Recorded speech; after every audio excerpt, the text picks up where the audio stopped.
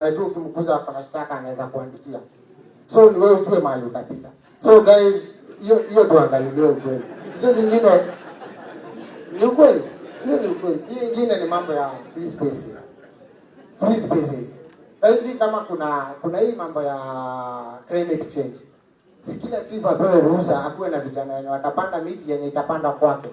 Badala ya aletewe miti. By so utakuwa umeinteract na hao vijana, utakuwa umeweza kujua ni miti gani inaweza panda huko kwako kuliko upande uletewe miti na upande na ujui ni nani and then nani atakupandia. Wale vijana sio wangenunuliwa wapande kwa hiyo area. So asanteni sana na I beg to stop there. Thank you so much. Sasa nataka kumwalika Eve akiwakilisha religious community.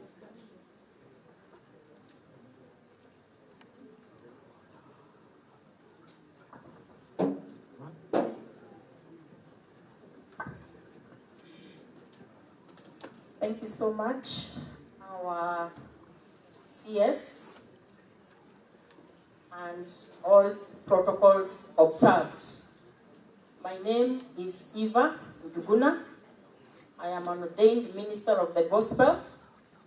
Unfortunately, I was not told to come in a collar, and we are okay. So I'm here on behalf of a few clergy that are around, and I'm not the best. I know there are others. First, I want to take this opportunity to thank you for such an opportunity that we can sit together, matters security. Those who have talked have mainly dwelt on their welfare, which is good, because I think they don't have another opportunity to speak out their matters. But I also think we have another side of security matters that is not only about welfare. And that is where I will dwell. So number one, I have only two issues. Number one, as a minister of the gospel, we have had issues with thieves stealing in our churches. And we don't know where our society is heading to, because in days past, I think that was an abomination. So today, we don't know what to do because they break and they steal. So we would want that enhanced. Perhaps all the solutions that have been said will contribute to that. For example, wakipewa pikipiki, police officers, wakipewa magari, they'll be more mobile and perhaps they'll be able to patrol, and that will reduce. The other thing that I would want to mention is that we have had very good working relationship with the security agencies. I must say, I come from Roiro. I can see my Mheshimiwa is just right here. I can see our DCC and all the rest. We have had very good working relationships with security agencies because we deliberately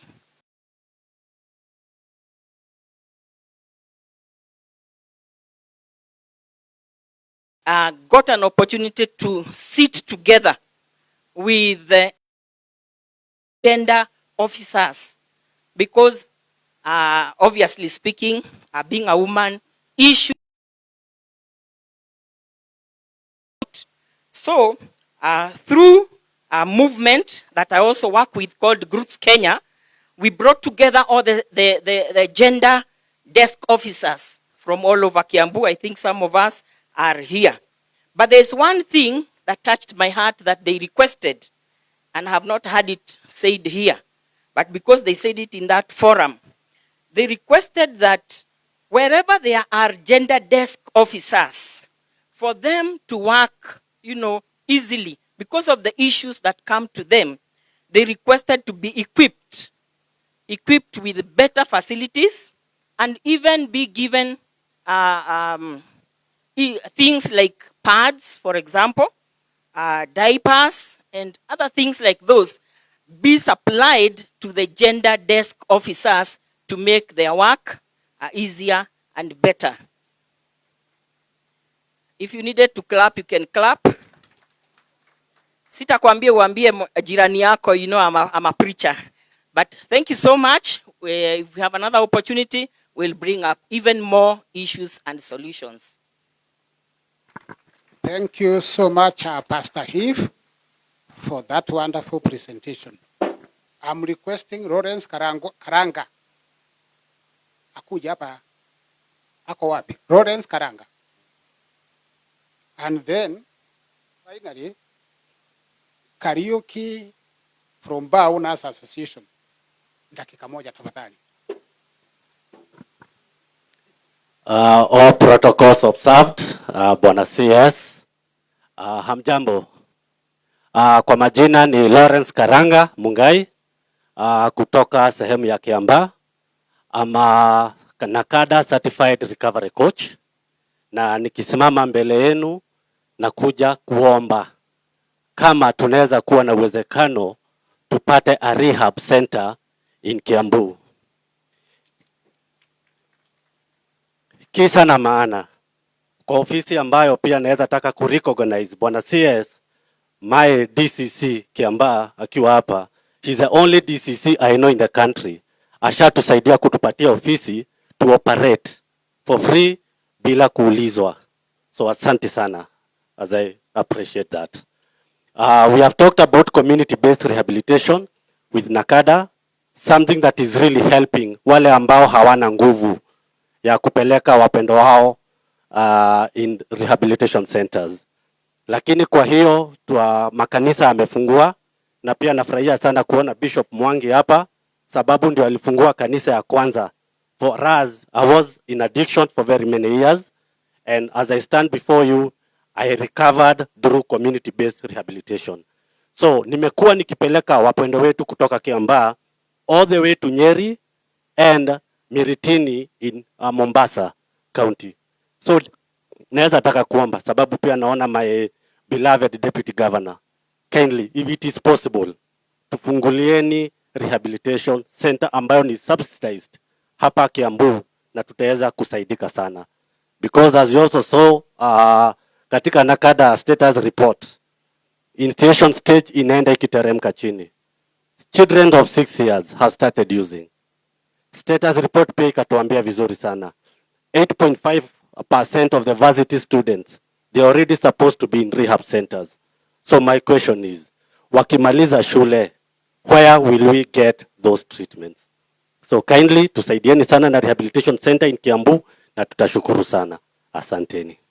Thank you so much. Sasa nataka nimwalike Jean Nyambura representing the farmers. Ako wapi?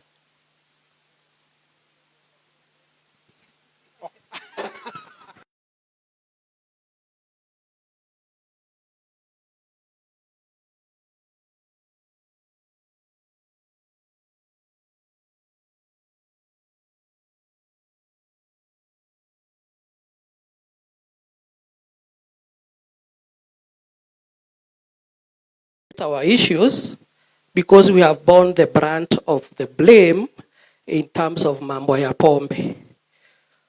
As much as we have tried to ask our people to drink responsibly, we also have our own challenges which emanate from the element of enforcement.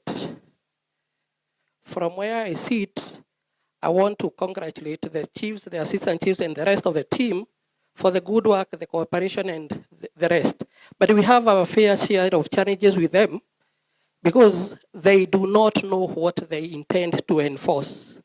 Wakiambiwa enforce, wana enforce kwa bar. What is it that they need to enforce? The country is not short of rows. Kuna several departments. Let's talk of the counterfeit beer. Pombe yenye tunasemanga ni second generation, third generation.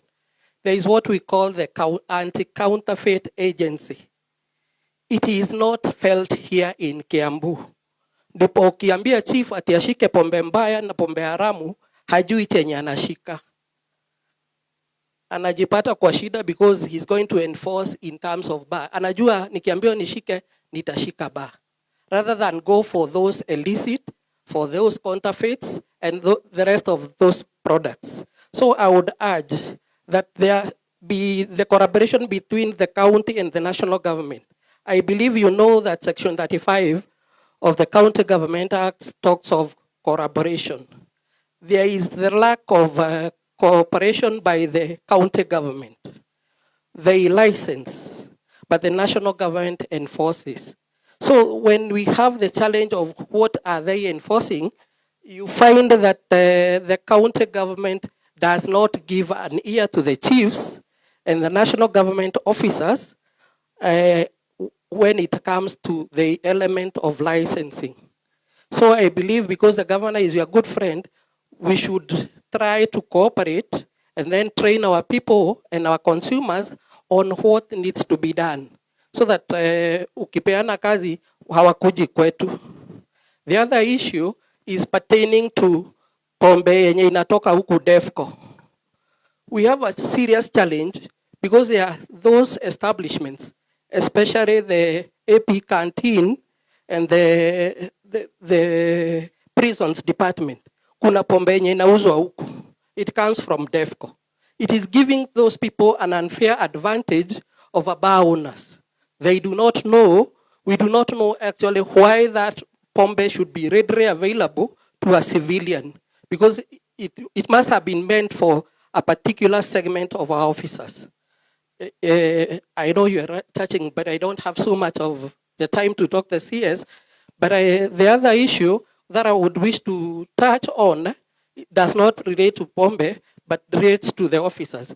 There is an overlapping ward, I mean not ward, but a location here. It's called Wagudho. Wagudho, the chief's reports to Kiamba, but administratively it falls under Kiambu sub-county. It has been a challenge because unashikwa na chief anakupeleka Kiamba badala ya uletwa Kiambu, which is closer here. I think like you'll be best able to address the issue of that overlapping location, because I believe the chief did not address that one. Thank you so much. Thank you so much, Kariuki. And now, sir, to represent the farmers, I want to invite Jane Nyambura. Yeah, thank you. Allow me to anchor myself on the already established protocol. Honorable CS, thank you very, very much for convening this meeting. It's now an afternoon. It's very, very clear from the conversations that we have had this morning that security, welfare, and human rights addressed. My name is Nyambura Magoshi. I head the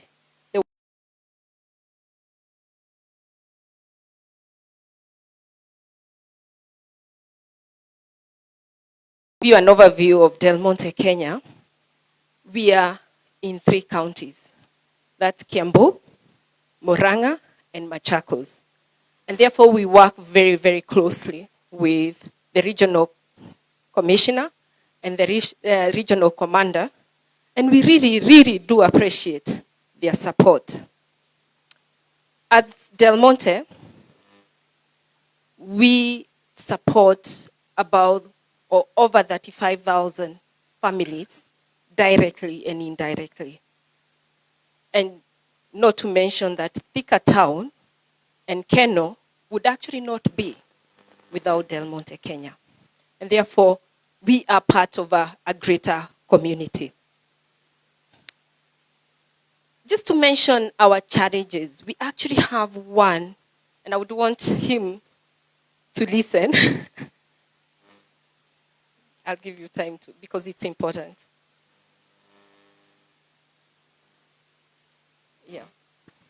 Yeah, our biggest challenge as investors is pineapple theft. And we would therefore appreciate your reassurance, security reassurance, and especially for our investment. Bwana CS, we urgently need to strengthen collaboration among all stakeholders, and that is security agencies, local leaders, investors, and civil societies. A balanced, humane, and sustainable solution for business and investors. Please convene us, because you're in the best position to convene those stakeholders. We urgently need that. Because we honestly need mechanisms for redress.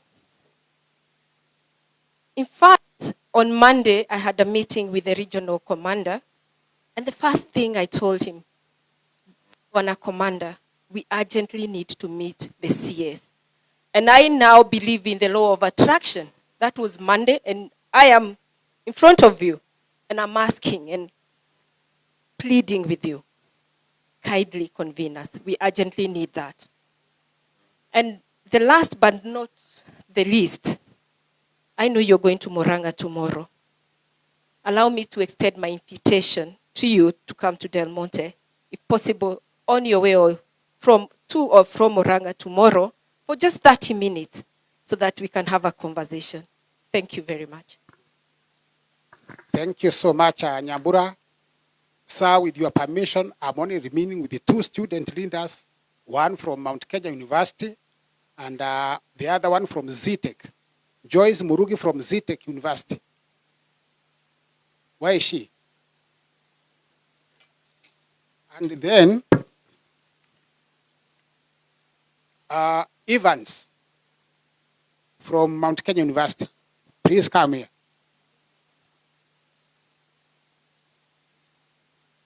Yule amefika kwanza. You are the Vice President, ZTech.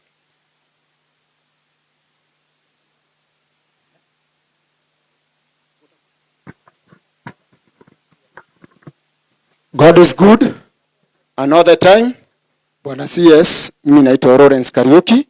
I'm the chairman wa Bodaboda County ya Kiambu. Si tunasemanga bodaboda ofisi yangu naipenda nitailinda. Hivyo tunasema watu wa Kiambu.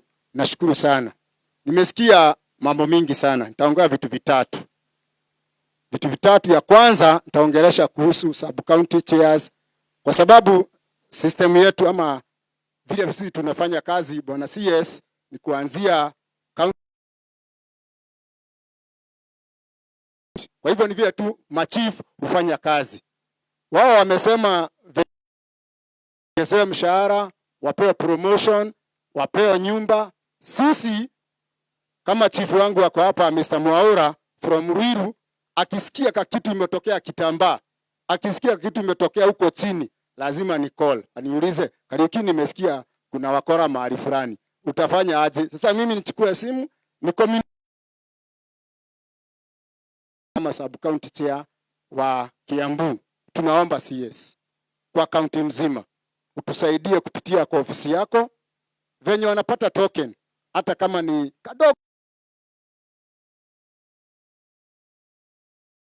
Nikipigwa simu nasikia niko haja kuichukua na pia kukimbia. Kwa hivyo hiyo ni moja ya sub county chairs and the county chairs. Pia kwa ofisi ya county commissioner hapa Kiambu, mimi nafanyia pale Ruiru. Chief wangu Mwaura anifanyia tu favor, akanipea ile ofisi ya zamani ya mbao, ndio natumianga hapo. Nikiweka ka laptop, nikiweka types kama chini yote inaibiwa. Juu hata hakuna security hapo. Unaona Bwana CS, ofisi ya chief haina security. So hata akiweka kinini hapo inachukuliwa. So utusaidie hapo tupate at least ka token, at least kutoka kwa sub county chairs. Ya pili ni kuhusu zile barua zinapeanwa na county government ya wine and spirit.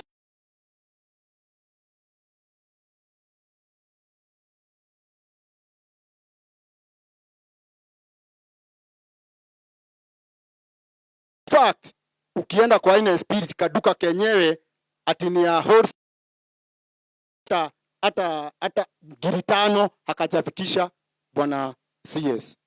Hizo barua zinapeanwa, kusema ukweli si nzuri. Wanapeana, mtu wangu wa bodaboda akiingia anatoa rock, akifanya accident Kariuki. Mwisho kabisa ni kuhusu streets, vijana wa street. Wale vijana Bwana CS, Kiambu mzima nimesunguka, kila stage, kila town kuna vijana ambao hawasomi. Hao vijana sisi tunawasaidia kuwapea 10. Ukimpea 10, kuna vitu wanatumianga, sijui ni nini, kanaweka kwa karatasi, kwa kakitambaa. Vijana mwisho wakiwa wakubwa wanakuwa wakora, unapiga watu geta. So machiefs, OCS, OCPD, tafadhali tusaidieni hao watu. Asanteni sana. Thank you so much. And now I'm requesting Joyce Murigi from CITEC. You are scorers. Please, 1 minute. Thank you. Bwana CS and all protocols.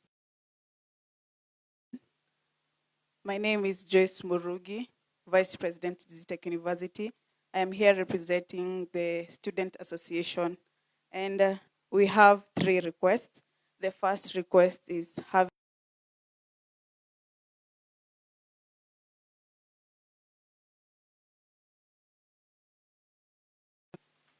security around campuses. For example,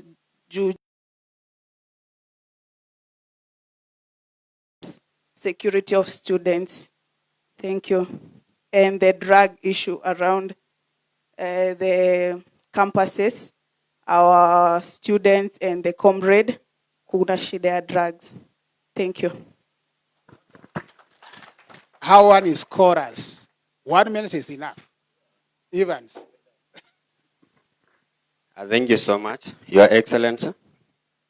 Allow me ride on the already established protocol and introduce myself. I'm Evans Kiprono Korir, the current president, Mount Kenya University, Thika, main campus. It's a privilege being here today to address also this congregation that we are having. And us standing here today, we have the student leaders who are seated here. A minute, please, let them stand in where they are.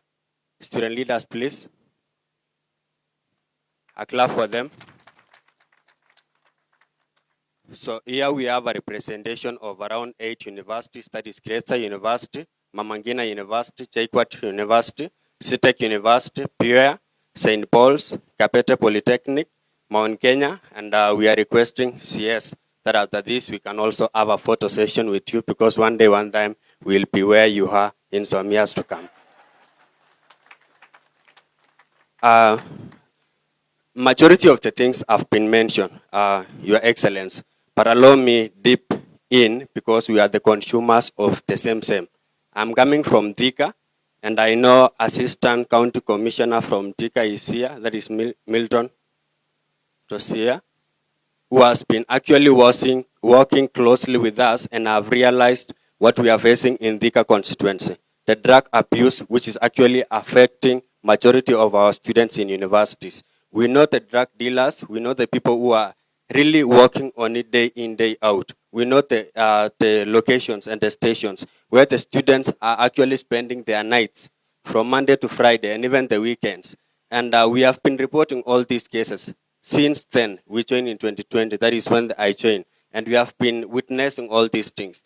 The same thing that have been raised here, that we report to the chief, we report to the security, we have taken, we take the culprits to court, and then on the following day, they are being released. So for us, we find it is also part of the insecurity. And for us, the student leadership in Kiambu County, we carry the largest number of the students. That when we have the Jukwaa Usalama, the one that we have mentioned, it will also assist us, because the largest population in Kiambu County is the student in universities and the colleges. Thika constituency alone, we are having 15 institutions, which carries more than 60,000 students. On the issue of institutional safety awareness, we propose, as the universities and colleges are joined in the University Security and Safety Week on September, so that we can have those awareness where we create linkages between the chiefs, the security personnel, and our students, so that we can talk one-on-one with them. Our students at some point, when they see the uniform, they fear a lot, because they feel maybe the next thing is them to be in the court or maybe in the police stations. So we want to establish these sensitization programs together with your office. For us, we have the venues, we have the students, we have the mobilization skills. What we are only requesting from you is the funds, so that we can support our budget. We are also requesting for number 2, the mental health awareness campaigns in between the universities. And we are aware that the CEO for NACADA is here with us today. And we are requesting also, together with partnership with your offices, we facilitate the mental health awareness in the university and in the colleges so that it can assist us to push for also other programs. As you have gathered this congregation today here, we are also requesting with your office to have a meeting with the student leaders once we have started the semester on September, so that we can dig deeper and engage with the student leaders so that we can also get from their point of view, because we are the largest majority facing this drug, substance abuse, and also insecurity concerns. One thing, that is the last one, is on the housing, and I've heard majority of us here have mentioned. I will use my example, the place that we are coming from. It is much expensive. You will find a place, a single room costing around 6,000.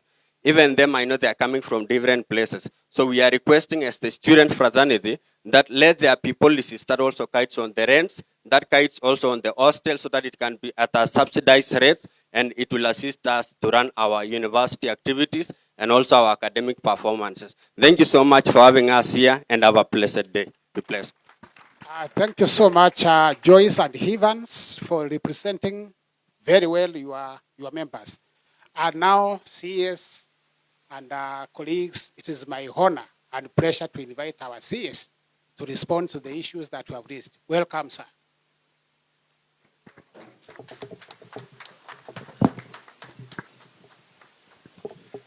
Pigia makofi, Commissioner.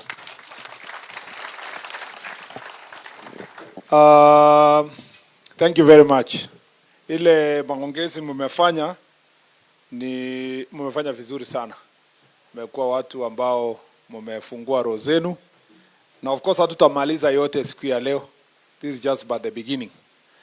Let me start by saying we started this forum so that we can interact. And you can see as much as possible, I was more generous with the chiefs, assistant chiefs and OCSs and the members of public. Because nikitaka kuonana na ACCs, but nikitaka kuonana na deputy county commissioner, ma county commissioner, ma county police commander, itakuwa rahisi. But most of you wenye mko bottom, before you reach up, itachukua process. And so it was important to listen to your ideas. And I've recorded a number of good ideas. Like I've told you for the last, we've now reached how many, 4 months or so, we have had so many ideas that have improved our policies ya kupeleka mbele. Kabla sijajibu yale mmeniuliza, wacha niseme yangu pia kidogo. Kwanza, let me say, we are here, like I said earlier, we are everything, security, for this county. So the well-being of this county is on us. Kuna chief alikuwa anaongea pale akasema, watoto wetu wamepotea, watoto wetu wanakunywa pombe, na watoto wetu wamepotelea banki. Sasa kama chief ataniambia hivyo, kama watoto hawajachungwa vizuri kwa shule ama familia na wako society, na yeye sio mtu mzuri, sio tabia mzuri, ameharibika mtoto. Sasa shida yake penye anapata bangi na pombe haramu ni wewe. Because wewe ukiondoa bangi hakuna kitu atavuta. Na tukiondoa pombe hakuna kitu atakunywa. Of course we have no control about good alcohol, but I'm saying hii pombe haramu na hii ingine ya bangi ni jukumu letu sisi. We are the ones who are solving this problem. Na mimi nataka kusema hakuna kitu, niliambia one of the kikaos, hakuna mahali bangi inauzwa na pombe haramu inauzwa bila support ya chief na OCS. No, si ni ukweli. Yaani unataka kuniambia pombe itauzwa mahali na chief ajui? Na ni ku location yake. Kama inauzwa kwa location yako, unajua hatutaki kuanza hii society yenye mpaka waziri afike ndio pombe ipigwe, pambane nayo. Kuna wakati President Uhuru was in office and we were with him. I was his majority leader. Wabunge walitembea hapa yote kumwaga pombe. Mwaka pombe, pigana na watu, kuarrest watu. Lakini hiyo sio kazi ya wabunge. Yeah? Kuna mtu, hiyo ni kazi yake every day. Every day, that is your job.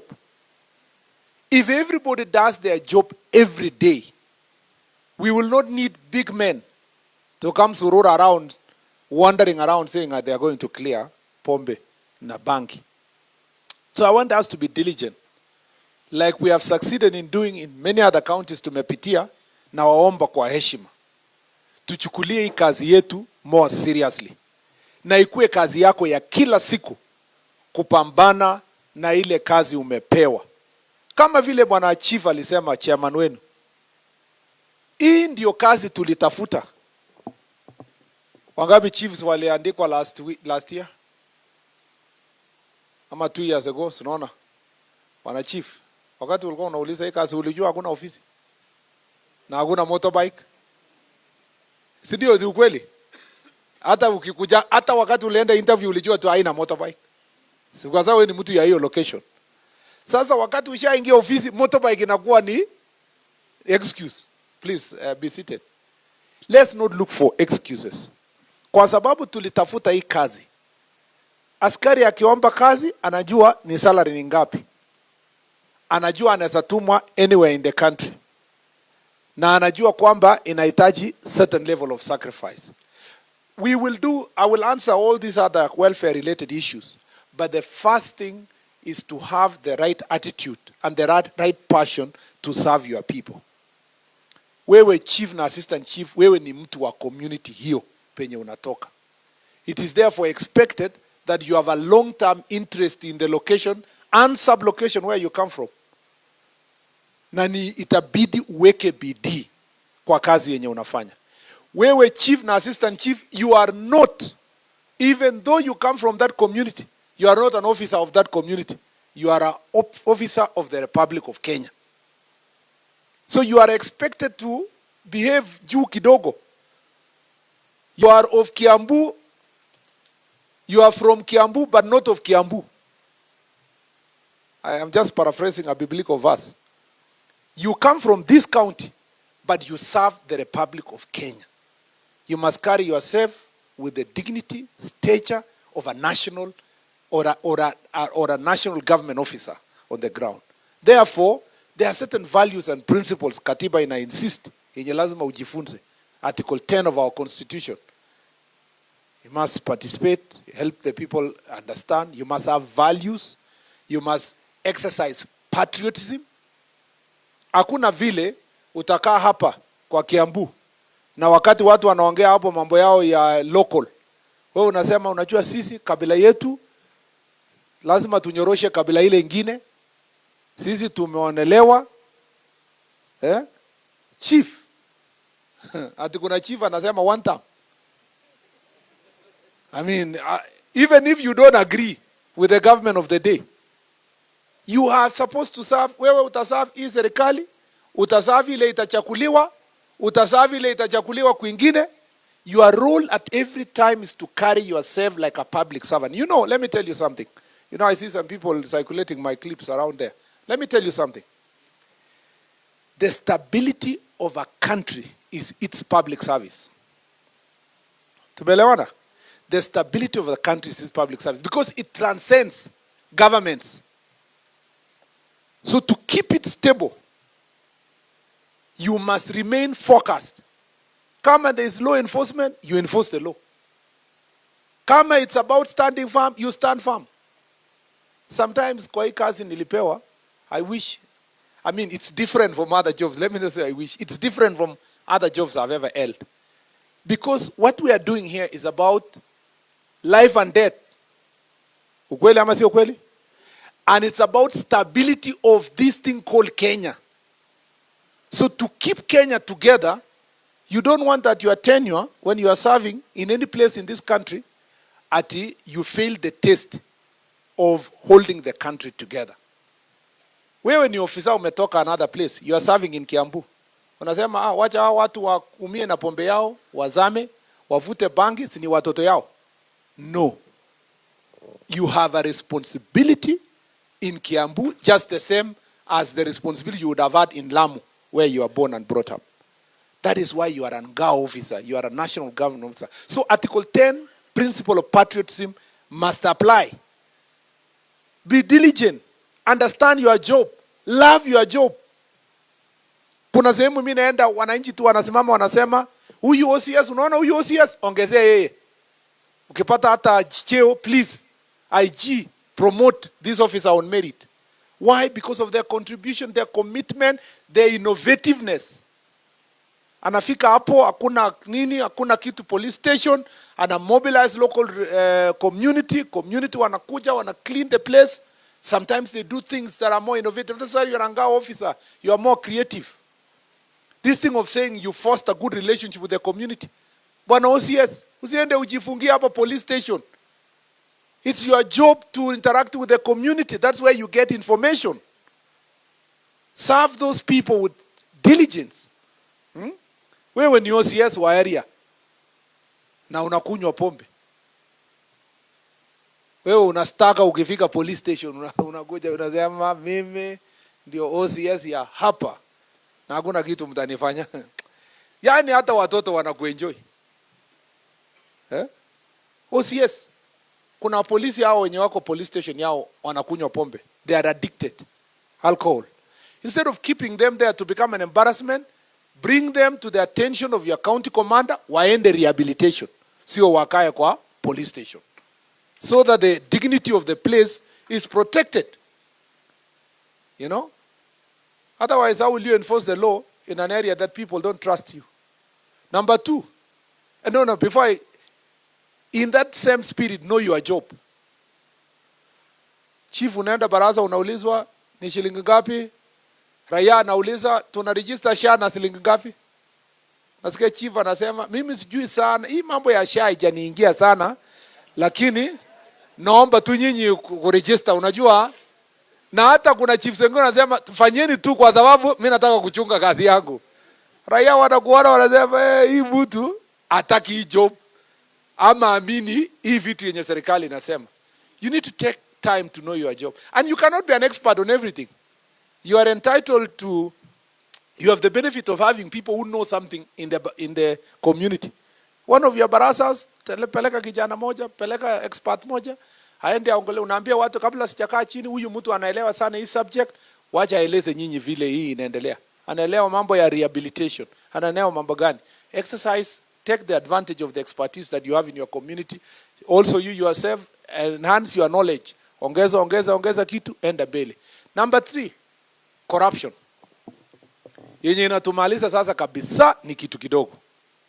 Hiyo ndio inamaliza hii sekta yetu completely. Ule bwana wa traffic aliongea mambo mzuri. Kitu yenye hakuniambia tu ni kuniambia na hika kitu yenye askari akiona matatu anafinya, hata ni kama washajuana, ukifika tu hivi mkono inaendanga like a machine yenye ishakuwa established over the years. Nani wapi ule traffic guy? Nyongeza bana. What is all this thing? Yenye mtu wako na crown kama wewe kabisa, mtu mheshimu, anaheshimiwa.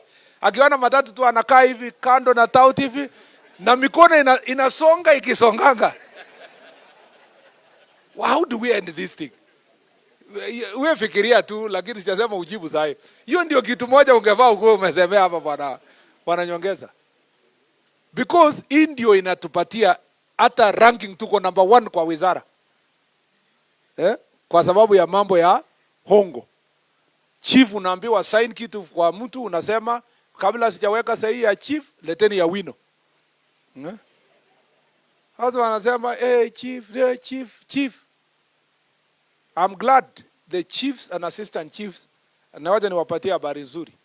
Tulifanya utabiti recently Tukapata of all public servants, the most trusted, wajana politicians, wajana other ministers, wajana nani, the most trusted public servant is a chief and assistant chief. Yeah? Lakini imagine sasa kama mngetia bidii kidogo tu, tungekuwa tunaenda hivi. And that's why it's important for us to take our job seriously. Corruption ndio inatuumiza, na I want us to take it seriously. Of the things imesemwa kuhusu Kiambu hapa, kuna mambo matatu ningetaka kuemphasize vile nimeketi na watu wa security. Number one, mambo ya alcohol na drugs. Alcohol na drugs. Kidogo mmepambana na ile Muratina na Chang'aa na nini. But we still have adulterated ethanol na hii cheap spirits na nini ambayo inauzwa, inaumiza watoto wetu. Na ukiona kitu inauzwa cheap, suspicion number 1 2, ukiona kitu inauzwa cheap na inauzwa kwa duka lakini ni cheap, suspicion number 1 ni kwamba kuna kaukora imewekwa hapo. Hata kabla hujaona vizuri, as they say, if the deal is too good, think wapi? Twice. We have to institutionalize our fight against illegal, adulterated, illegal alcohol, mambo ya drugs na hii yote pombe mbaya. Na tumekubaliana leo we have 100 days of rapid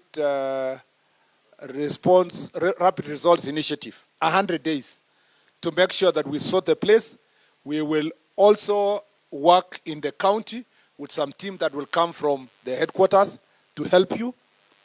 We are targeting, our main target is the manufacturers, especially the manufacturers who have the right factory and then they put satellite factories kwa slum areas kama Kiang'ombe, kwa Thika and some other places where they go and hide, but they bring from there, come and sell it through the factories that have been licensed in Ruiru and other places. We will help you, but also county commander na team yako, you must take very decisive action.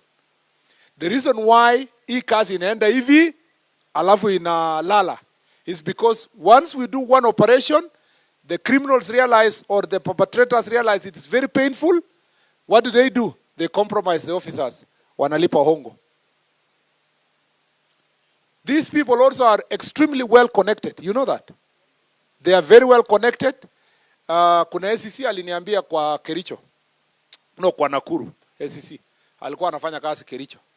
Akaniambia, mkubwa, unakaa umepambana na pombe, alafu siku moja muuzaji wa pombe anakuambia you will be transferred. Kabla hata uja process hiyo maneno, in 2 days unapata barua ya transfer. So anasema kumbe mtu ya pombe is more powerful kuliko mimi ni SCC wa serikali. We have agreed in our headquarters and through all our teams, nobody will be transferred at the behest of a request of another person or for political interest. We will not allow that issue.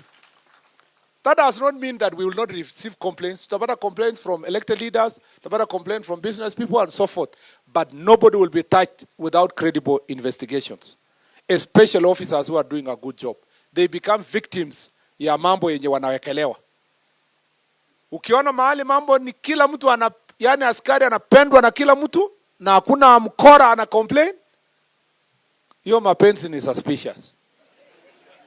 So we are happy when some characters are complaining about our officers, especially the suspicious characters, not the good public servants.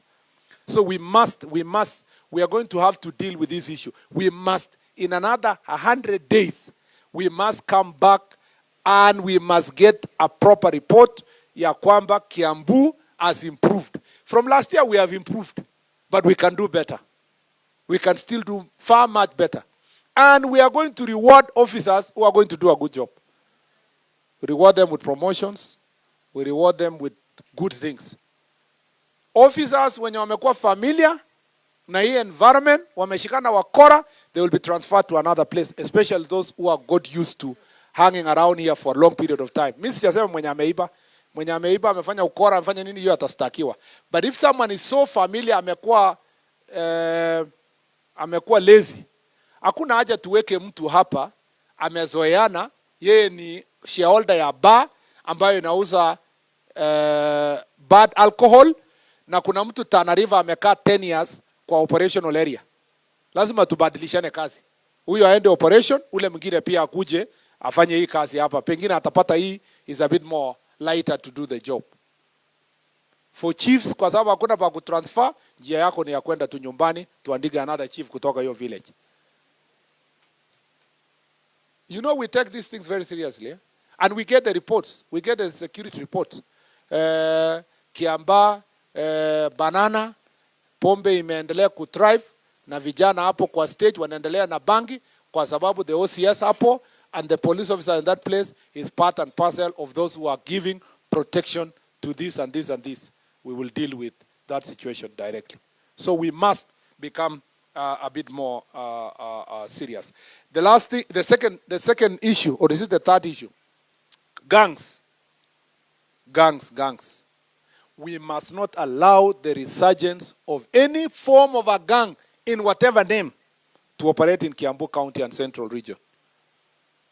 It's important for us to deal with it as early as possible. There is no excuse ya kusema ni wanasiasa, ni politicians who are bringing this. That's not our excuse. Sisi tunaendea mwenye amechoma police station, we go for that one.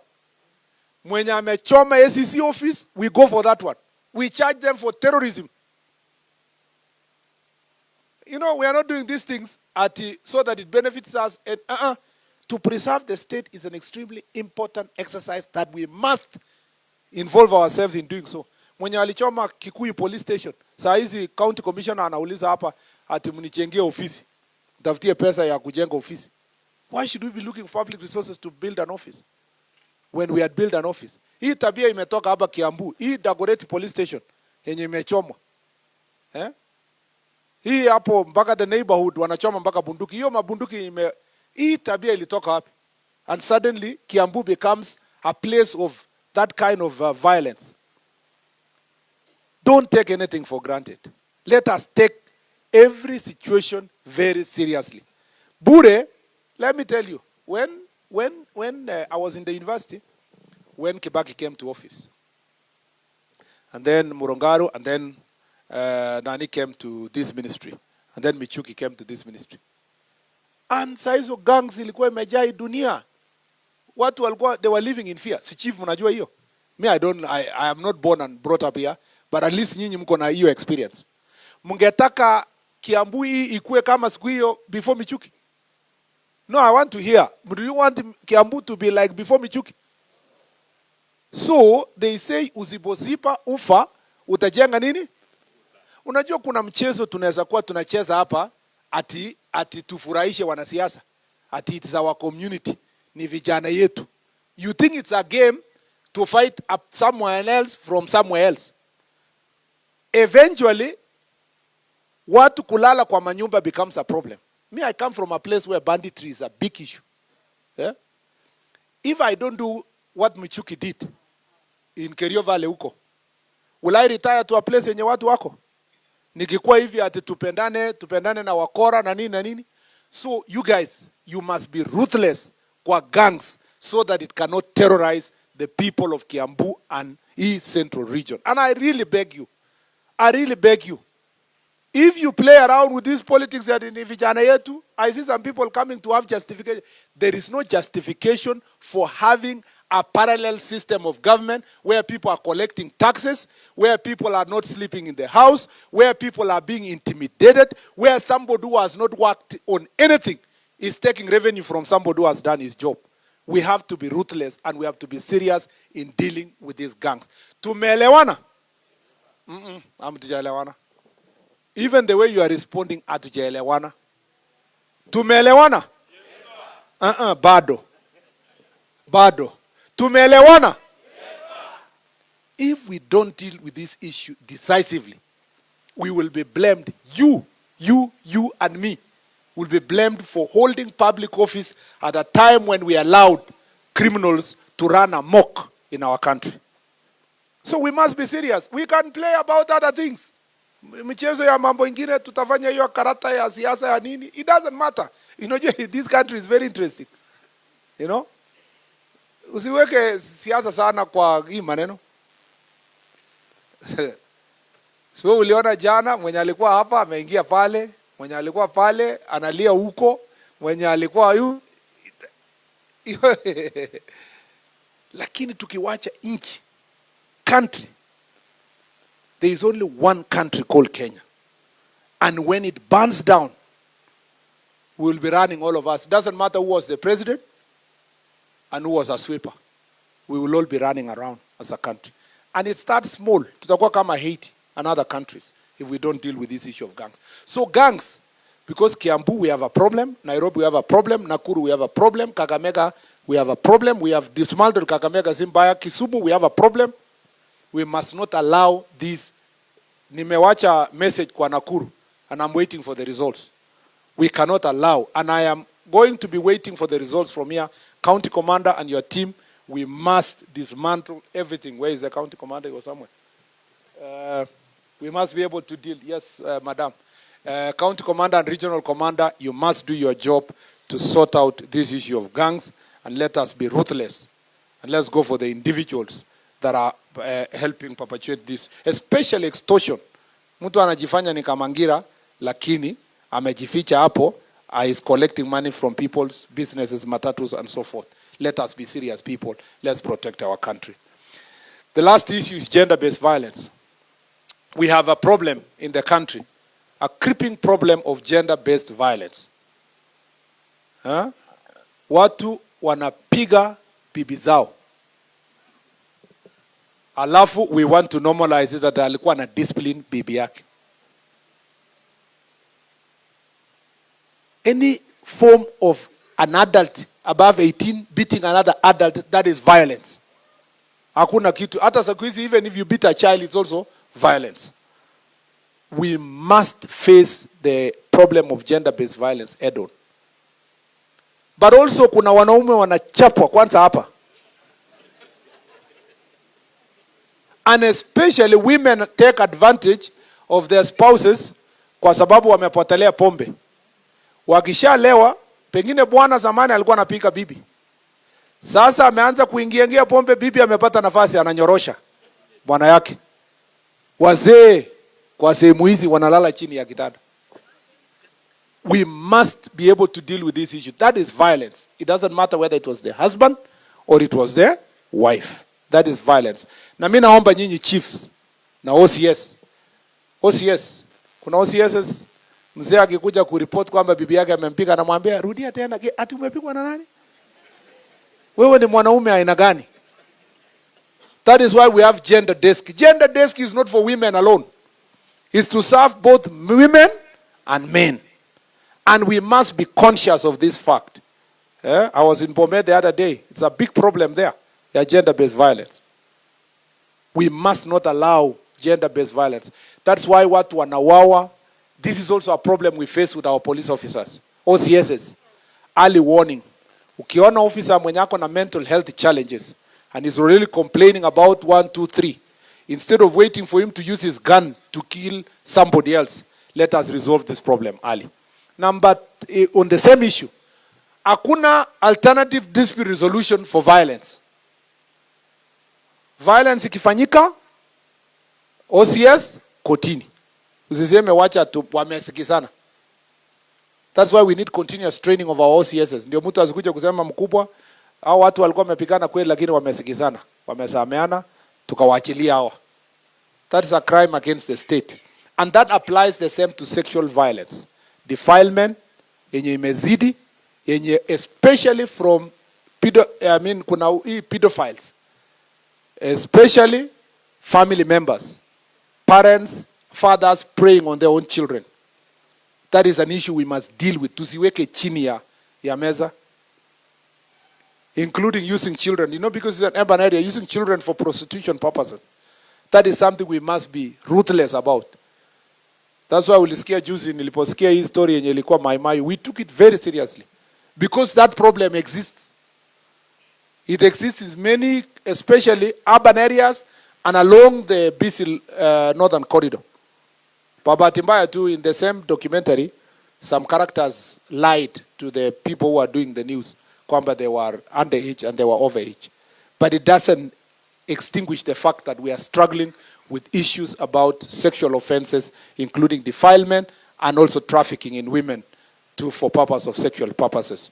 We must be able to deal with that issue and confront face to face.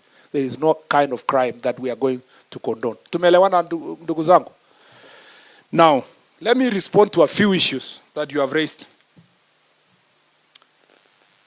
Ya kwanza, and most of these things have been written. The rapporteurs are there. It will be contained in the report of, for all of it. We are finishing this process before the end of next month. And the whole report, as I told you, many policies have been changed already, courtesy of these meetings. And as we progress, we are farming it up. We get few more ideas, but the report will capture the key issues of every county. Then we'll see how these issues are going to be addressed. I agree on terms of your welfare. You know that when we came in, the chiefs had stayed. I was shocked when we were in APTC Juzi. Yani the chiefs who have worked for 20 years, they've never been trained by anybody. You know? Wabi chief hapa mwenye hajawahi trainiwa for 15 years. Akisafu. Maybe Kiambu is better. Kuna mtu hajawahi kwenda this training yenye tunaenda sasa. Where are these? Yes. You see 50, you've done more than 15. How many? 12 years.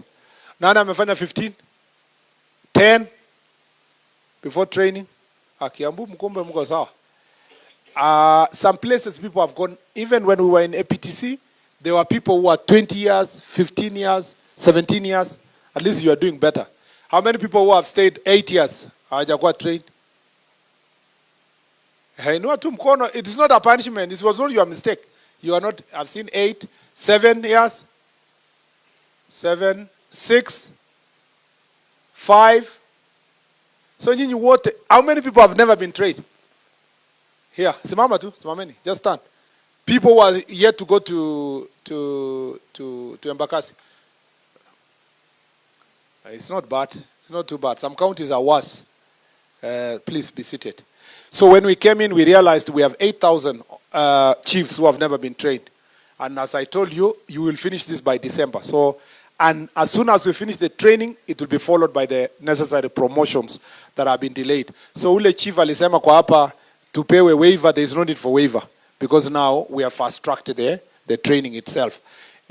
For ACCs, wale ambao tuliwa train, wamebaki 300. We are going to finish. Munajua tukiwa graduation, His Excellency the President gave us the resources to complete the 300 of you to be trained and then be promoted.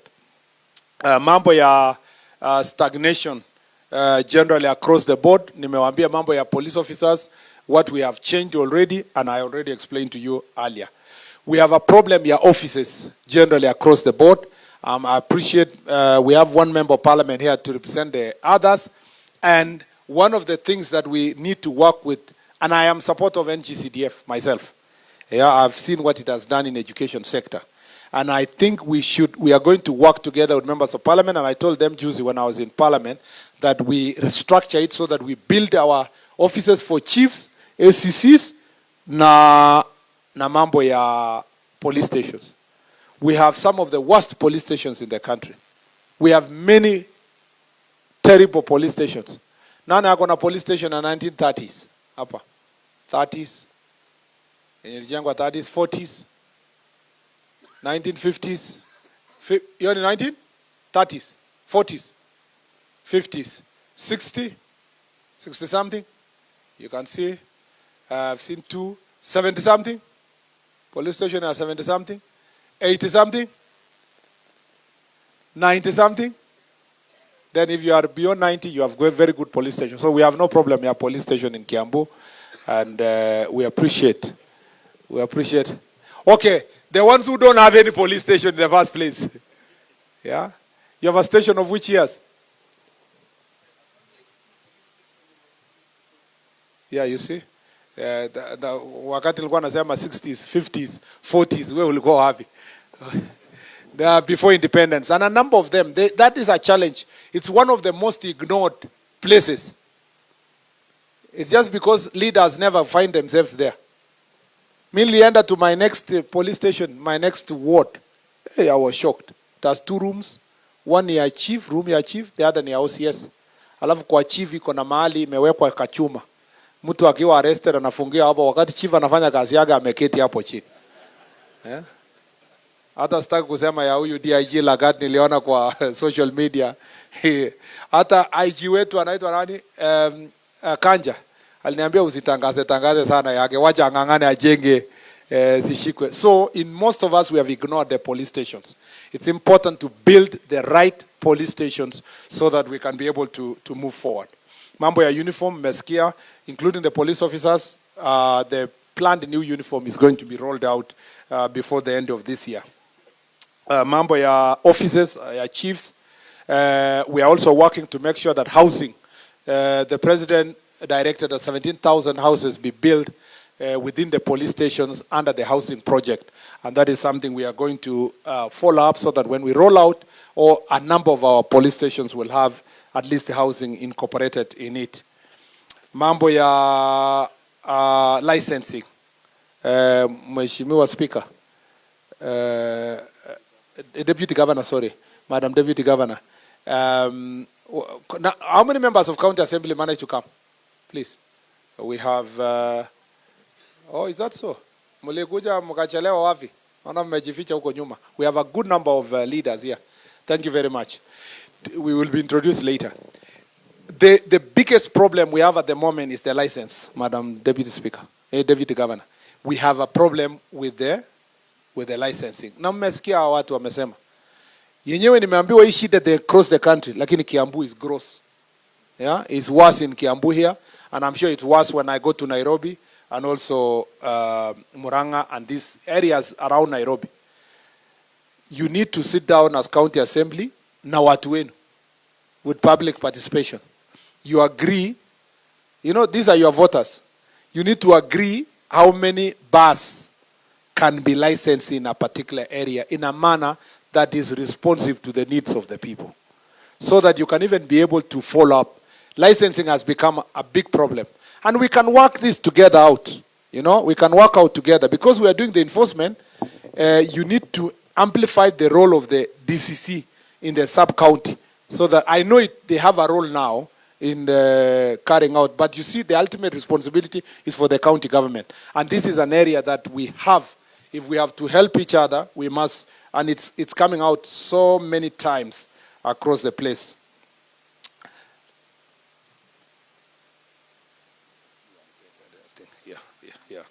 And then mambo ya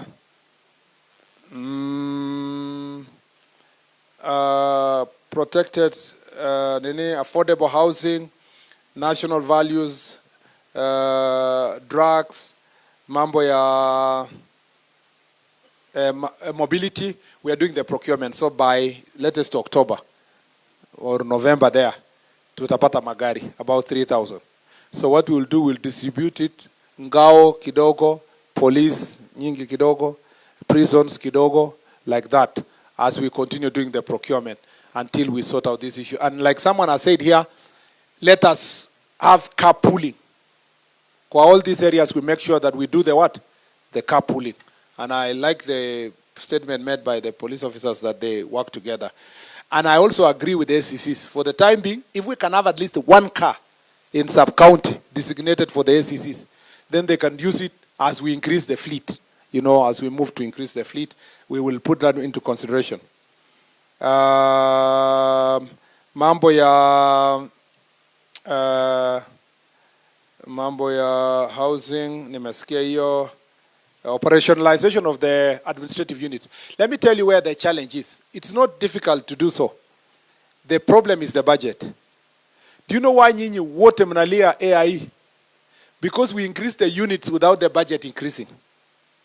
And because of the pressure of recurrent expenditure within the national government, so unapata division yenye ilikuwa moja imegawiwa mara tatu.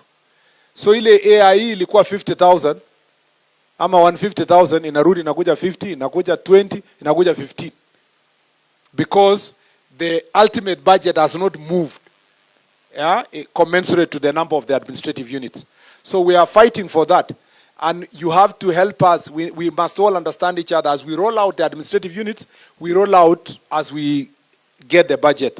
And there are some that we are going to do this year based on the budget that we have just received. Very little amount of money, but we'll make sure that it is fairly distributed across the country based on the population and also the security challenges that is affecting every county.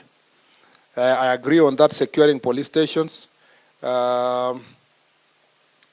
Mambo ya police officer with medical issues, I totally agree.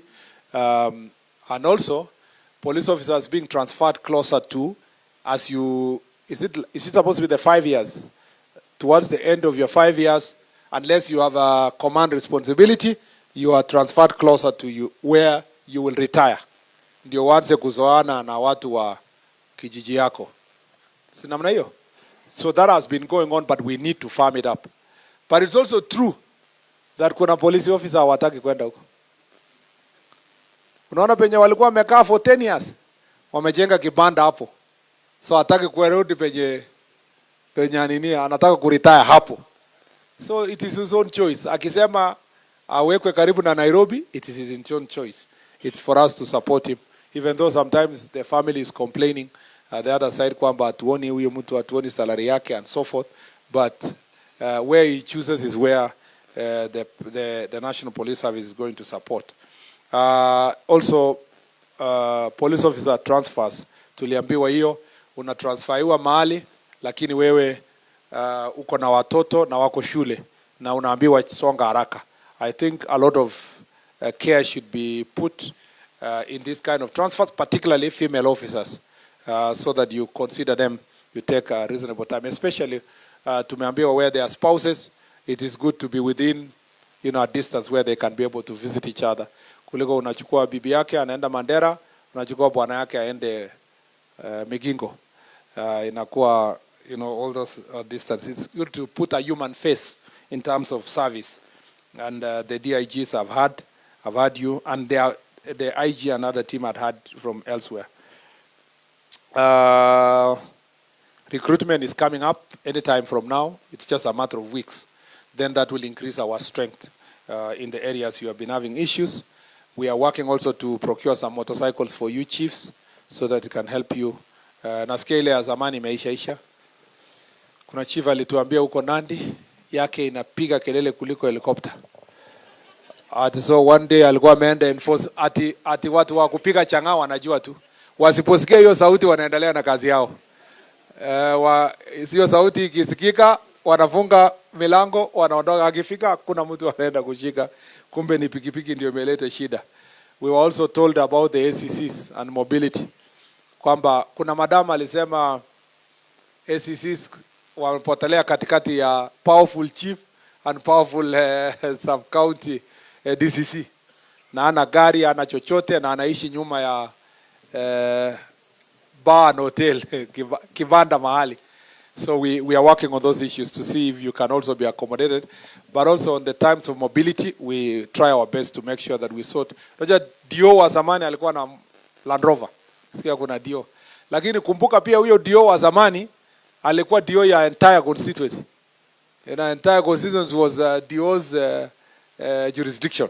So when it was also reduced, this pressure ya niliambiwa na madam mwingine juzi alipelekwa kienda baraza na mtu ya bodaboda kaenda alipoona tu baraza imeketi mzuri hivi, sijui mtu ya bodaboda was excited akamwangusha kwa matope. So at the whole place wanahurumia madam ACC. So na yeye ndio alikuwa anangojewa, mtu ya maana sana alikuwa anangojewa na hiyo mkutano yote akuje asuluhishe shida ilikuwa kijiji ya mashamba. So mama moja tu akaonea huruma akafungia leso, na mtu alisikia tu mtu kwa mbali akisema huyu ataweza kweli kazi ameangushwa na nini. So we have to keep your job in dignity. Ama kule Makueni niliambiwa mwingine alienda na motorbike akaangushwa na mtu ya bodaboda, ati wananchi wakasema serikali imeanguka. kwa sababu ya ile maana ienda. So we need to deal with mobility issues and so that these issues are dealt with. Mambo ya maintenance, enhancement of AIA, enhancing counseling services. We also want to make sure that counseling, they are already there. Watu wengi wamesema we need counselors in some county. Kuliko tukue tuna counselor moja kwa county attending to everybody. We will also put that into consideration in the next recruitment to make sure that we have enough counselors. Mental health continues to be a big challenge because of societal problems, and including pressure of economy and resources you have, and all other things that people go through. We need to make sure that counseling services are also put in place. Capacity building and training. We've realized also that I've talked about Ngao, but also for police officers. We have agreed with the National Police Service that they must have continuous training for the police officers. And I like the proposal that it must be done at the local level, so that people don't have to go to Gikanjo to learn certain things, except, of course, things that require shooting range or drills and so forth. But continuous training for the police officers, especially at management level from OCS Kwanda Ju, is extremely important, and we are going to start this financial year with the little resources that we have. And that should include financial literacy, capacity building, human rights, and so forth. Chief inspectors, all allowances, and then being transferred near home, sema ISO, separation of rank, more vehicles, NGCDF, infrastructure. Prisons also have the same problem, yeah, mobility and also building of infrastructure. And we can work with prisons.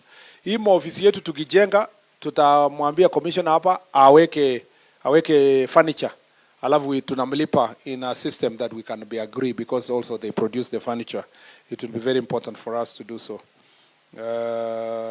Mambo ya IPOA.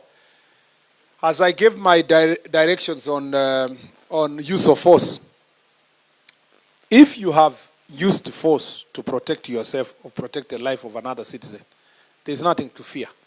Na nimeambia IG, he must provide legal services to all police officers that are being taken into a legal process for doing the right thing, either to protect themselves or protect their own lives or a life of another person. And in the normal course of duty, anything you do within the law, even if you have used force, but within the defining principle of the law, and I broke down all those, issues, we will always stand by you. But if you pick a gun, now pick a tum to risasi buri, buri. I don't want to use which case, because some cases are going on in court. But if you pick a gun and pick a innocent citizen, because they were in Mandamano, napiga mtu risasi, it's not a justification. Yeah, the fact that they were in Mandamano is not justification. You must be having a threat to your life or a life of another citizen, and that we will protect you. Or you are a police officer, watu wamekuja wanataka kuchukua bunduki kwa amari. You can't just sit there and watch. If that person gets that gun, how many people is he going to kill, with that gun? So you must protect life, but and these are not things that are new to you. You've been trained as police officers, and that nobody is going to have any problem with that. Mambo ya ICT equipment, we are working also with Konza Technopolis and the Ministry of ICT, with CS Kabogo and the team, to see how we are going to equip your offices. The equipment you have been given is now obsolete, and it was given more than 15 years ago.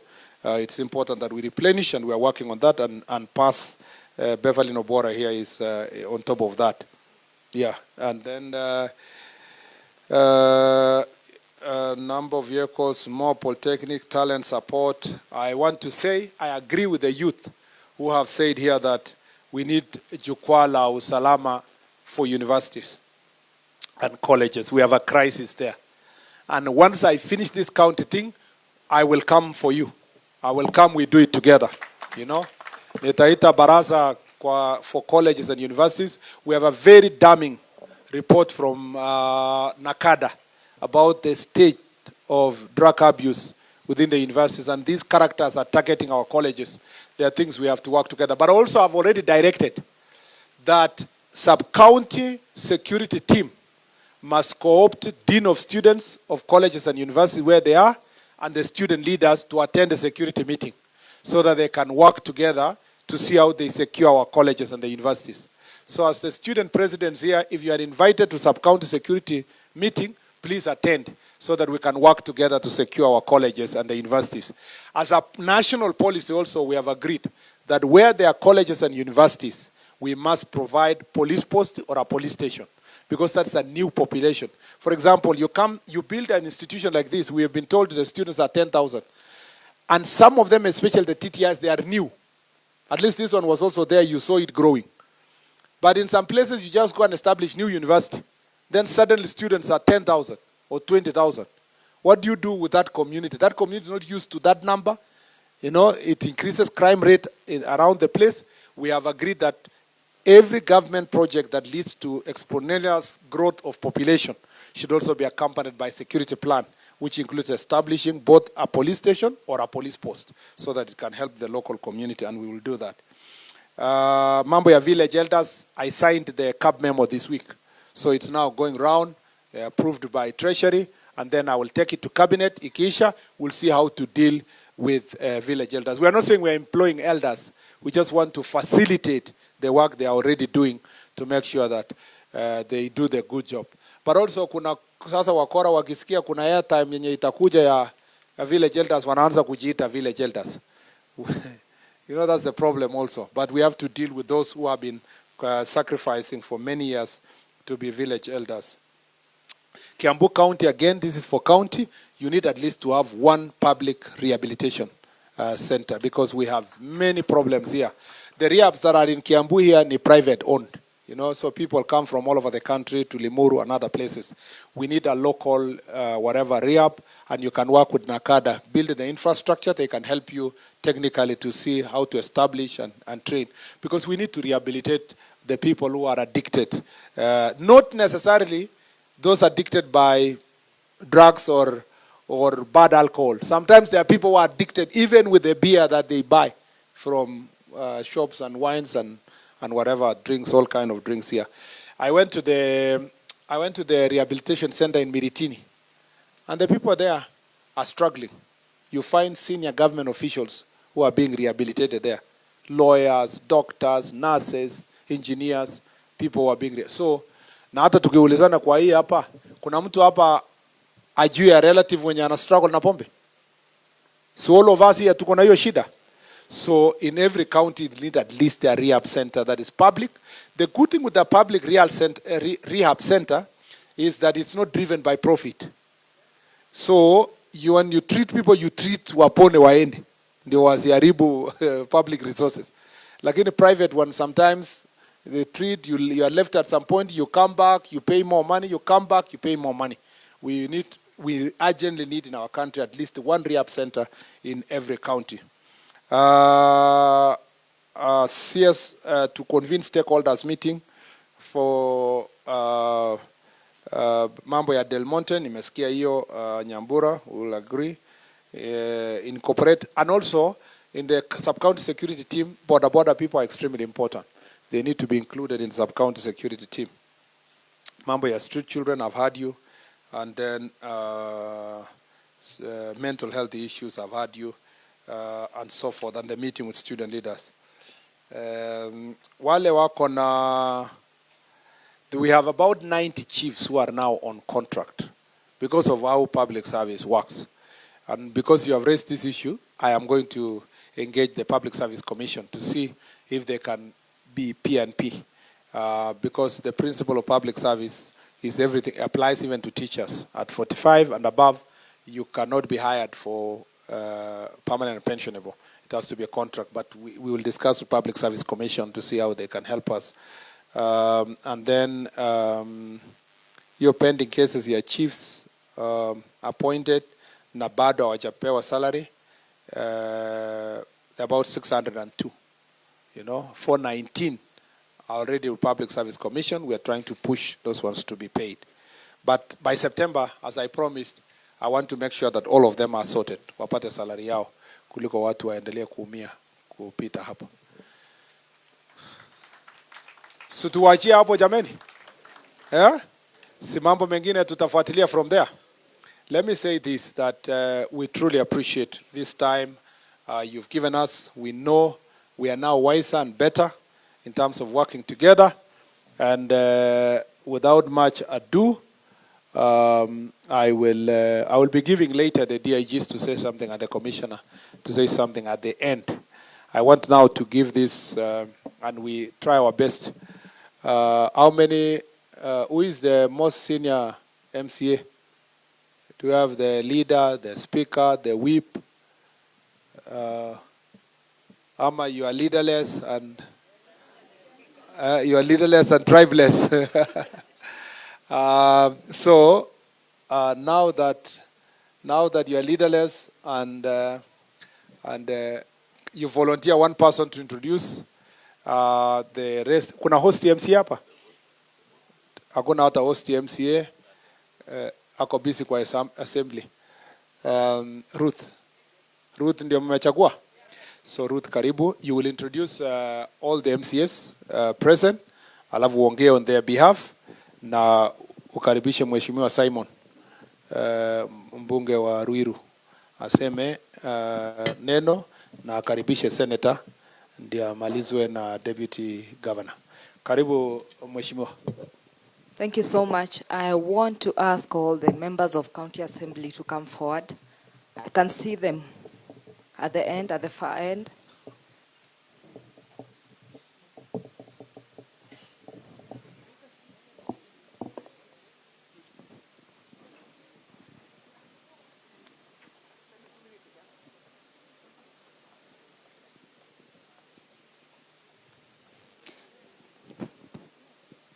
Kindly step up, Aju.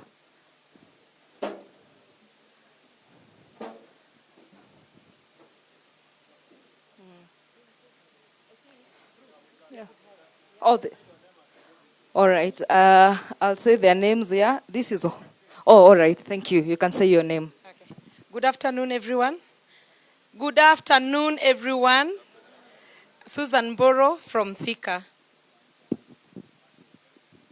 Good afternoon. Naitwa Rebecca Nyarwai Kiai from Limuru Sub-County. Thank you. Good afternoon, everybody. My name is Shiko Muturi, and I'm a nominated member. And 32nd Waziri, as you have mentioned that you're having the recruitment coming up soon, one of the things I would request quickly is when there was a directive that the president gave a while back, I think 2023, about the absorption of the NYS people. So I would request you that you would please have that the directive follow to the latter, because those who leave NYS, sometimes they just come back to the community and they have nothing to do. Thank you very much. Good evening, everyone. My name is Patrick Garoya, MCA that is elected Gesha Tigoni Ward, and I'm also the chairman Trade, Investment and Industries. We want to register our apologies, Bwana Waziri. We had vetting that we were conducting at the assembly, plus other activities. In fact, most of our honorable members are in the chamber because we had other activities. And I want to assure you, Bwana Waziri, there is a lady in my land that donated, in my ward, that donated 1 acre. And the specification for that lady is that we are only supposed to do a rehab. So I want to assure you, the land is there for free. I will visit the NECADA offices so that we can have a public rehab. Kwa hivyo, Bwana Waziri, tumekushukuru sana because of this forum, and we are happy, and we want to assure you, tuko nyuma yako na tuko nyuma ya rais. Na uambie rais asante sana kwa kushikilia vijana wetu wa Harambee Stars. Mungu awabariki. Asante sana Waziri. My name is Kongo Smart Wawa Jiko, MC elected Kiambu in Gatodo South, and Tujibebe wa Kenya Party. I want to recognize my mother-in-law. She's here. Salimiana. Alinipatia msichana mzuri. Asante.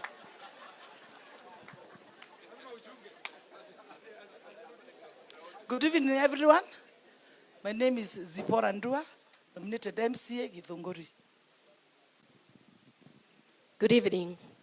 I'm Anne Kariuki, nominated MCA Ruiru. Thank you. Good evening, everyone. All protocols observed. My name is Esther Wambui Nyaga, nominated MCA from Thika. Good afternoon, Waziri and all protocol observed. I'm Christopher Ireri, aka Mkuu, MCA, elected at Limuru Sub-County, Bibirion Ward. Thank you. All protocols observed. My name is Grace Wanjiro Hinga, aka Mamayo, elected member of the County Assembly representing the great people of Kabete in Kabete Sub-County. And I'm happy, Waziri, you have mentioned about rehabilitation. 2 years ago, I lost my son, the first son. It is painful to all mothers out there. And I know when it comes to rehabilitation, we are talking about the lives of our children. And I can see, Waziri, most of the people sitting here, our security team and personnel, are mothers and fathers. And also yourself, and also the leaders of this country are mothers and fathers. It is always painful when we are losing our children to the battle of alcoholism and drug abuse. And so, when we talk about rehabilitation, I'm one reader that will be glad and happy to save the other children who are back there. Thank you so much. You are Waziri. Asante. Asante, hamjambo. My name is Muferi Ngoge from Wewechaidhie. Asante. Okay, hamjambo wote. Kwa majina naitwa Edi Kinyanjui, nimechaguliwa pale Nyadhona. Nyadhona iko pale Kabete. Mheshimiwa Waziri, ningekuomba wakati napeana gari, ward yangu iko na police station inaitwa Kibiko, Nyadhona na Gikoni. Please consider gari moja. Hawana gari. Si ndio watu wa kwetu Nyadhona? Asante sana. Honorable CS, my name is Betty Kimani. I am not an MCA, but I'm a former MCA aspirant. I stand here on behalf of my MCA Kikuyu Ward.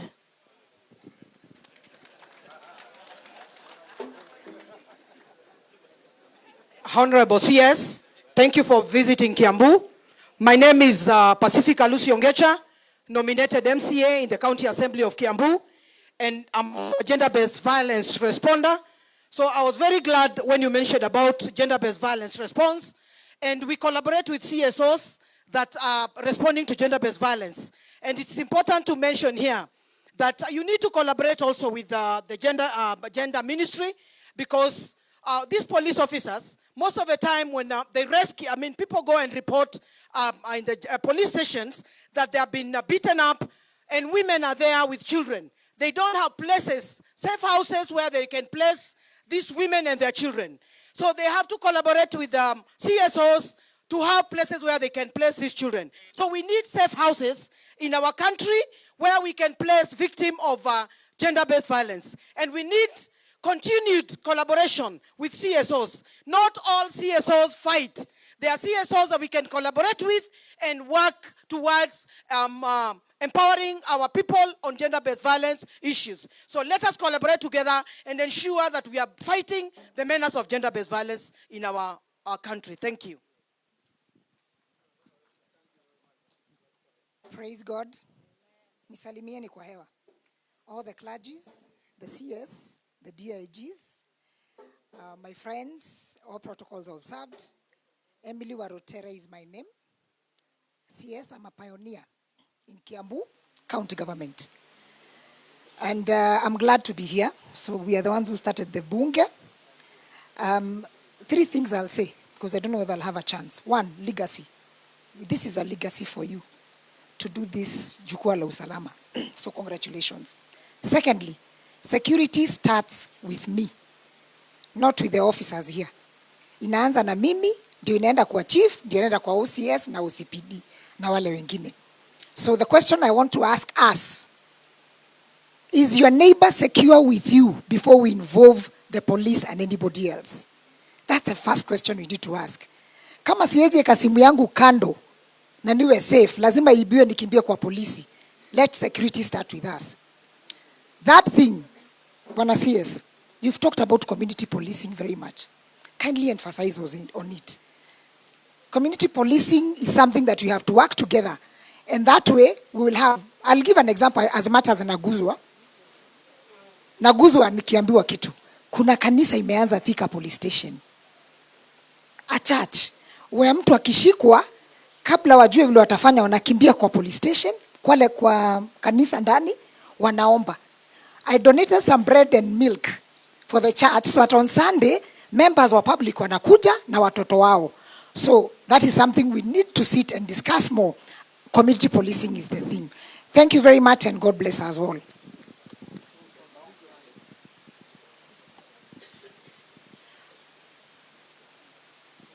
Waziri, all protocol observed. My name is Jackie Nungari. Waziri, today, I'll say, when the history of this country will be written, your name will be written in capital letters.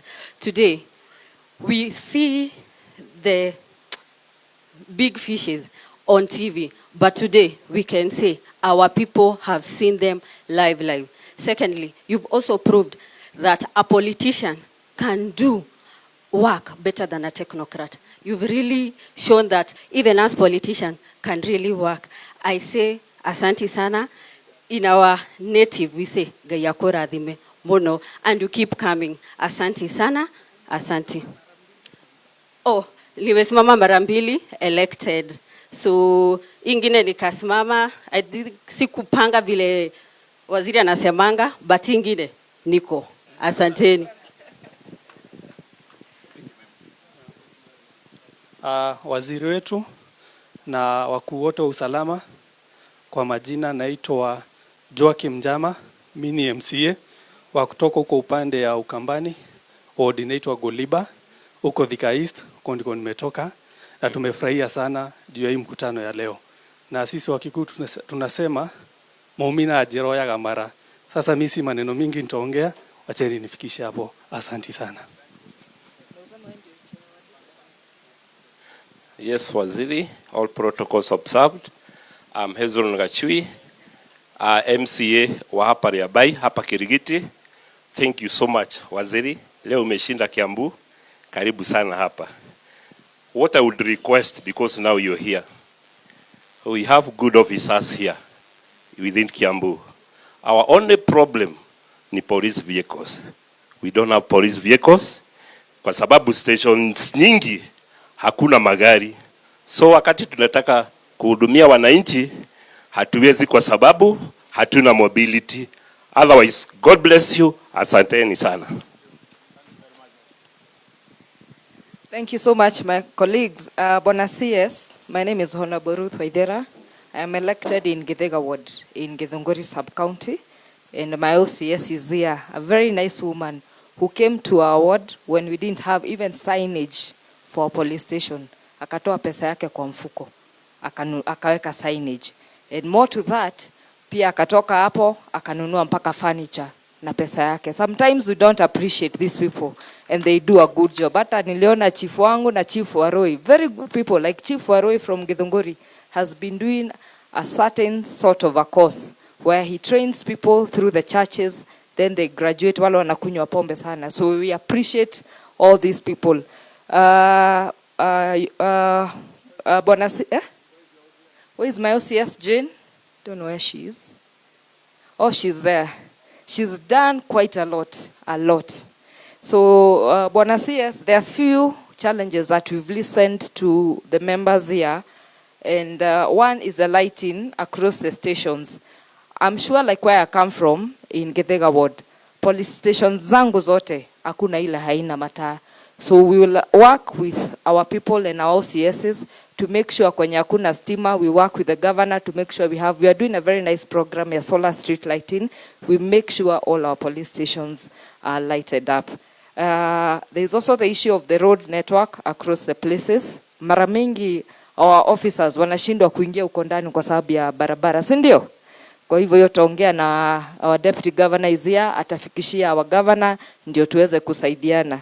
We've also been able to do some few boda sheds for our people, na tunaenda tukiongezea ya watu wa Nduthi, and we love them. And ya watu wetu na support yetu sana ile pale chini. Then I've heard you talking about the amendment of the Liquor Licensing Act, and I've seen the chairperson of the Honorable Hezron. I don't know where he has gone. He's the one who's the chairperson of that segment, and we'll work with your team. We see where we can be able to collaborate between officers, CC in a county, and see whether we can be able to help our people. We had an amendment that we did, but it was not favorable, so we'll try as much as possible to work with you people. The issue of rehabilitation center is one of the things that we've been trying as a county government to make sure that our people get help. We'll also discuss with our people, our team at the county assembly, and see how we can be able to help each other. CS, asante sana kututembelea Kiambu, lakini kitu moja tu litufanyia ni kutunyang'anya ule chairperson wetu wa county assembly, Sabulei. Alikuwa atusaidia sana. He used to drive our welfare, but we are happy you're with him. Ukienda umsalimie, and we lost a very good person. Asante sana. Mwathi nemoko gaithania. Nemoko nyiterera thirikari. Ado matirenda kunyitirira thirikari kana nemoko nyiterera thirikari. Mta support serikali ama mta support? Aya, sawa. Asante sana Mr. Kingara. Karibu sana. Asante. Thank you so much. Okay. Mungu ni mwema kila wakati. Bana CS, rafiki yangu Murkomen, DIG na uongozi wote wa gatuzi ya Kiambu. Hamjambo. Langu litakuwa fupi sana. Kwanza niwaambie wambunge wangekuwa hapa. Bwana CS, ni vizuri mjue kuna PG ilikuwa inaendelea pale Nairobi, na wengi hata mimi nimetoka hapo, na nikaona ni vizuri kuja kuwakilisha Kiambu. Otherwise wengi karibu pahali rais hako hawezi toka haraka.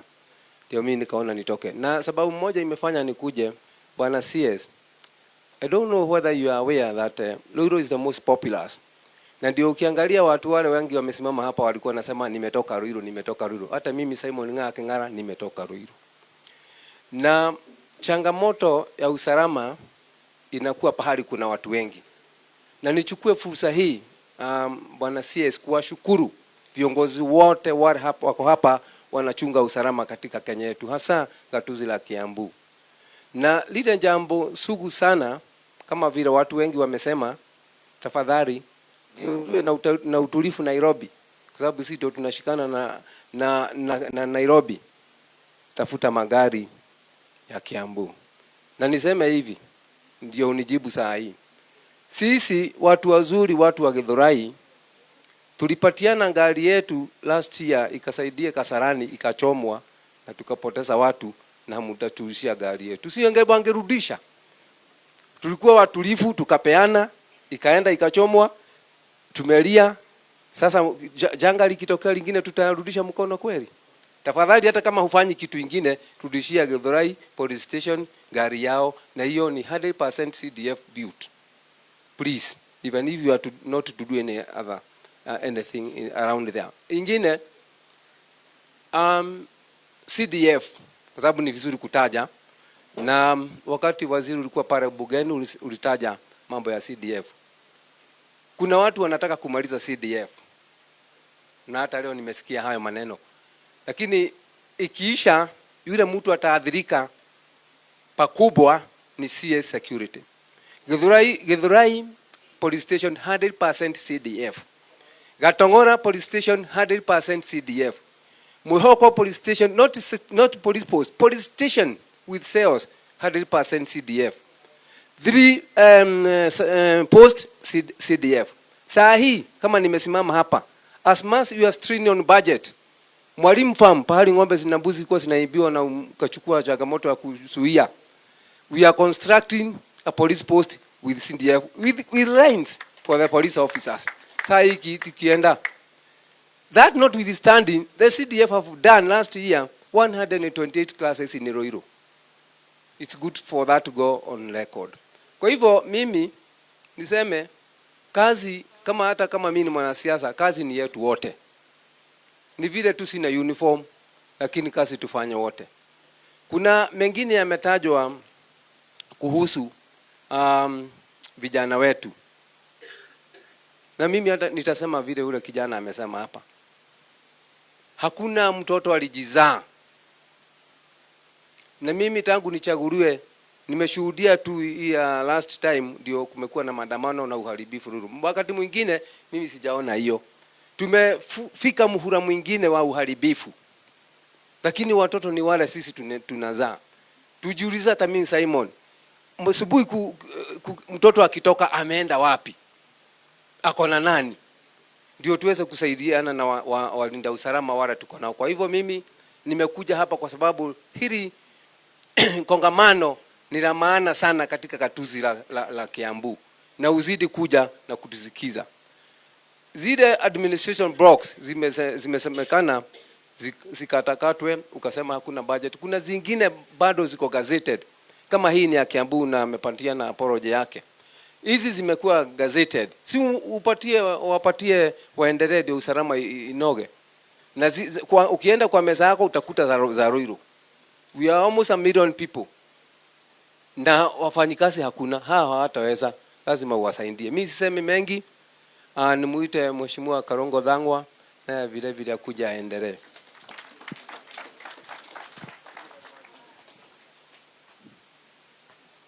Thank you very much, Bwana CS, Kipchumba, Murkomen, all the police officers and their ranks, the chiefs, honorable members of the County Assembly. Hamjambo. Mine is very short because as an elected leader, I also have to say a few things.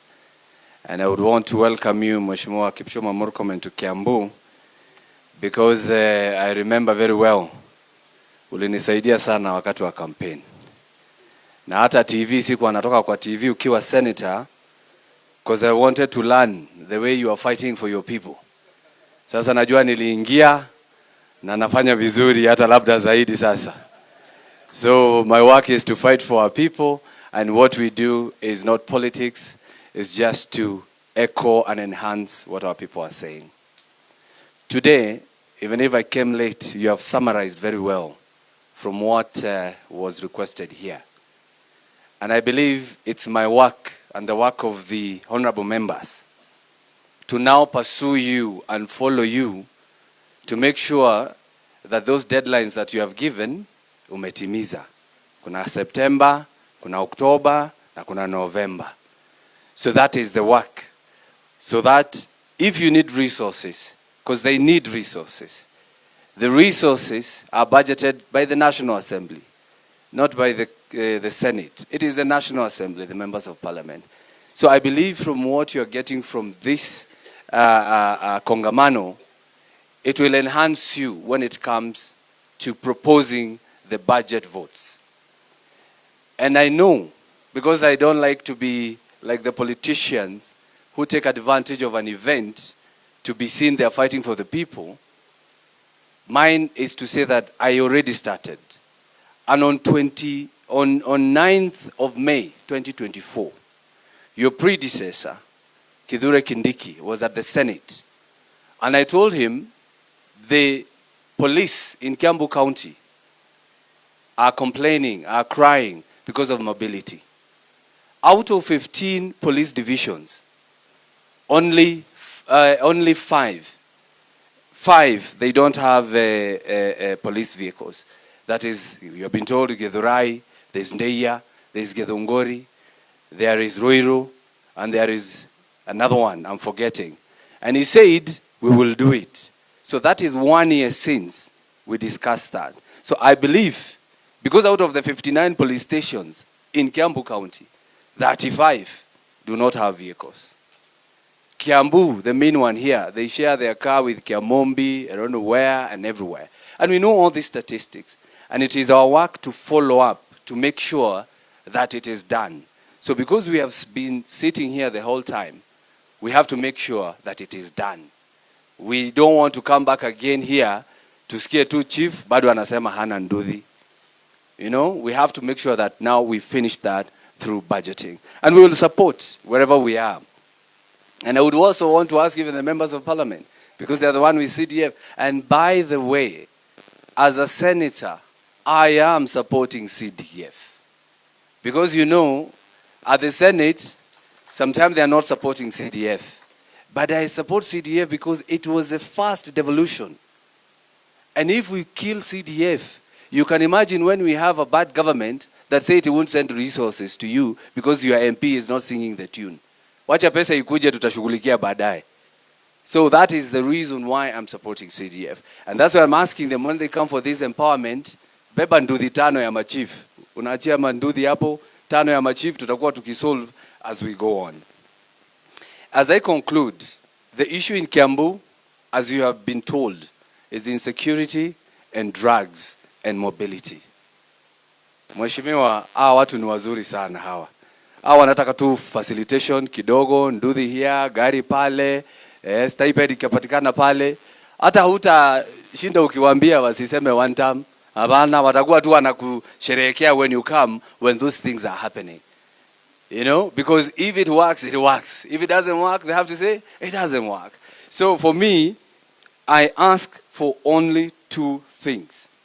And I agree with you, and this is my conclusion, Bwana CS. You have said that police should not be used or should not involve themselves with political matters. That one I support you. You say chiefs and administration officers, they should not involve themselves in politics. I support you in that. But also, let's tell them that they should not be used as instrument to bring down those who are politicians, like me. Mimi nikisema wantamu yangu pale wacha niseme niende. Hakuna haja nisikie tear gas, nisikie kitu ingine. So that is the prayer that I only have, Bwana CS, so that we can coexist. Because these are our brothers, this is our sisters. I'm the Senator Kiambu, I am Karongo Wadhangwa. I will vote, you will vote. And you know where you will vote. So don't involve yourself in politics, but as I do my politics, wacha mimi niseme, nipite, wakinisikia sawa, wakisikia hiyo ingine sawa, na sisi tutamaliza. Si mambo ndio hayo. Asanteni sana na Mungu awabariki. I take this opportunity to invite the Deputy Governor of Kiambu County. Karibu.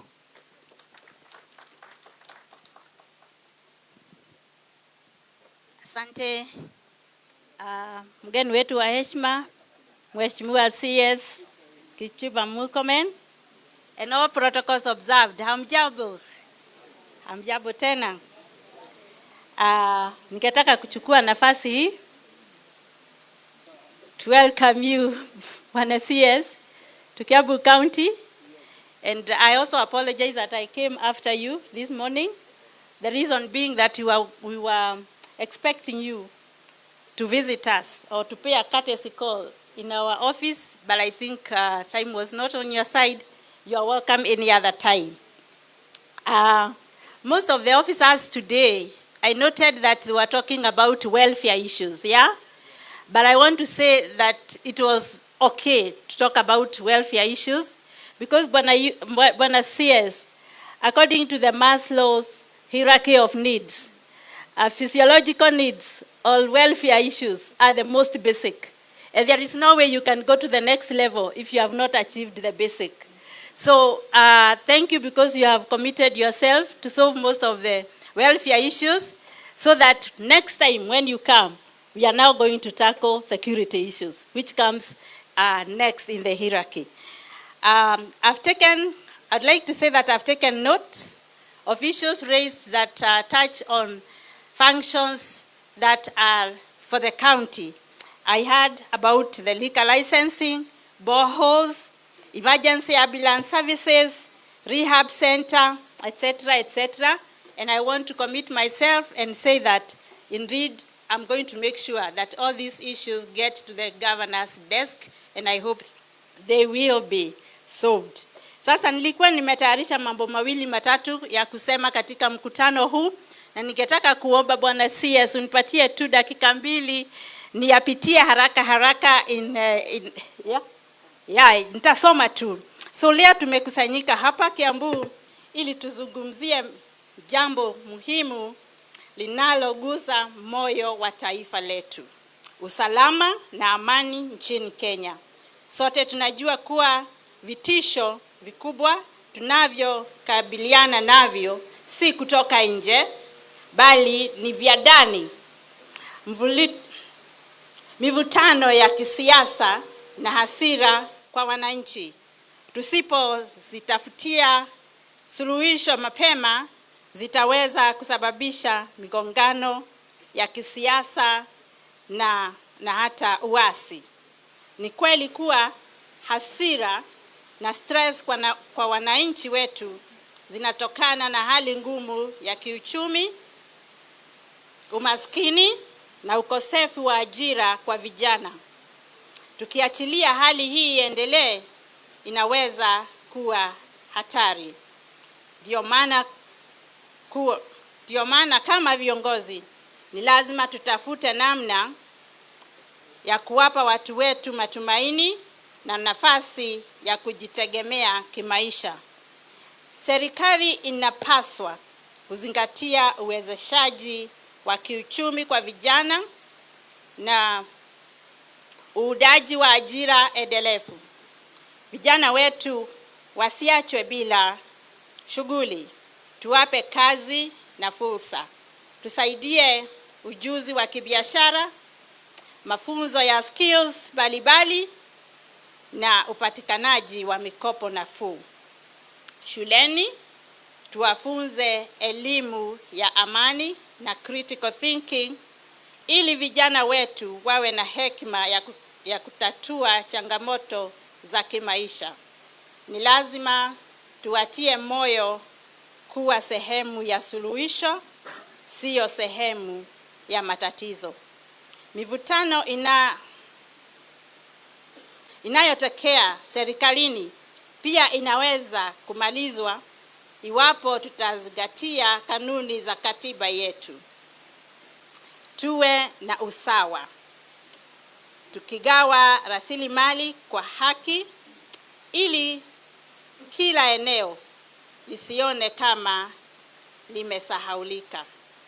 Tuwe na demokrasia katika maamuzi.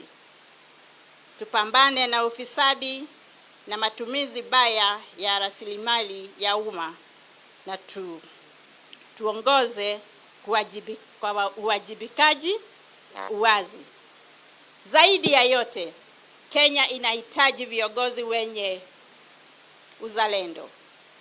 Viongozi wanaokwepa lugha ya chuki, uchochezi na matamshi ya kuumiza. Viongozi wanaosikiliza malalamiko ya wananchi na kuyatatua kwa hekima. Mwisho, ni lazima tuwekeze kwenye mijadala ya mazungumzo kama tunavyoyafanya leo. Mazungumzo huleta watu pamoja, hupunguza mvutano na kuimarisha usalama wa ndani. Ninapenda kumpongeza sasa Waziri Kipchumba Murkomen kwa kuanzisha Jukwaa la Usalama. Hii ndiyo njia bora ya kujenga Kenya yenye amani na mshikamano. Tujitolee sote kwa safari hii ya amani, uongozi wa uwajibikaji na uwezeshaji wa wananchi. Kwa maana tukiwapa vijana wetu matumaini, tukiwapa wananchi kazi na viongozi wakihesabiwa haki, basi Kenya haitakuwa tu salama bali itastawi. So whatever I'm saying, in short, that the biggest responsibility lies with the leaders. We need leaders who are able to respect the principles of our Constitution, so that they are able to be accountable, transparent. They can distribute resources equally, so that no one feels left out and no one feels like they are not considered. So with those very few remarks, I want to thank you na karibuni tena. Now I take this opportunity, ningetaka niwaulize tafadhali tuweze kusimama ili mwalike Bwana CS aweze kutuzungumzia. Karibu sana. Haya, tusimame wote.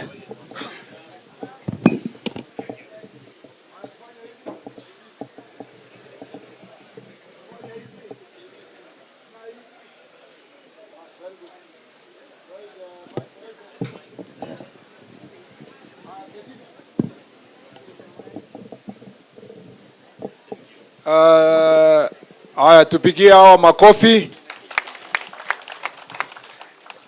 Bado mkutano mpaka saa moja. Kaa chini. Actually, you are very lucky.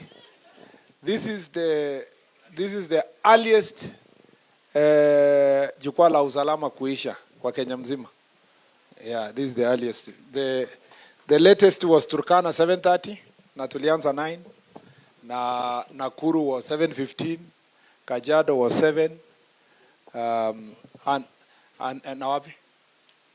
Yeah, Turkana was the longest, 7:30. The one which has the earliest kuisha was 6 p.m. Yeah? West Pokot was 6. I think 5:30. So mmemaliza hii mapema. Pigieni makofi. Kwanza let me say kabla sijafunga kabisa, let me introduce senior government officials tumekuja na hawa. Wote walikuwa wamekuwa introduced, but I want moja ongea a bit of them to say something in brief. Omorikwa, huyu ndio anasimamia nakada na ndio tunataka afanye kitu. Ndio hii. Aseme kitu kidogo. Nakada, please. 1 minute. Fungua hapo or something ama imeisha. Asante sana waziri. Waziri, kwanza ningependa kukushukuru na tumesalimu amri ya ile makataa ya siku 100 umetupa kusafisha area. Waziri, tukisafisha Kiambu, we have dealt with 50% of Nairobi. Kwa heshima ningependa kumjulisha mshirikishi wa eneo hili ambaye ana uzoefu mkubwa wa kufanya kazi katika hii area. Warui amefanya kazi katika hii area miaka 5 in the central region. Salimia. Thank you, sir. Once again, Waziri, thank you very much. All protocols observed. And I think tumekuwa na mkutano mzuri sana. The issues we have addressed are the same issues we have been talking. And actually in the entire central region, the RC is here when he was in Muranga. This is what has been our problem. So maybe these are a preview that these are some issues which you repeat in the entire counties. And I like the approach you are taking. And I would also want to request that let's make it a commitment. Tusiongee hapa turudi ishe. Let's now from now go and practice what you are discussing. Because we usually say, we have the solutions to our problems. Sisi ndio tunasuluhu hizi shida zote. So if every one of us plays their respective roles, kuanzia assistant chief, wazee wa kijiji, all the way up to waziri, and you have assured us of their support, we'll solve this problem once and for all. So thank you very much for the forum, and you are ready and willing to support. As Nakada in this area, we are very much together, hata sisi anajua hivyo, and we'll do the best. Thank you. Na nimeombwa na RC nitangaze kuwa wale walikuwa wamepewa feedback forms, please make sure wapeana wapi?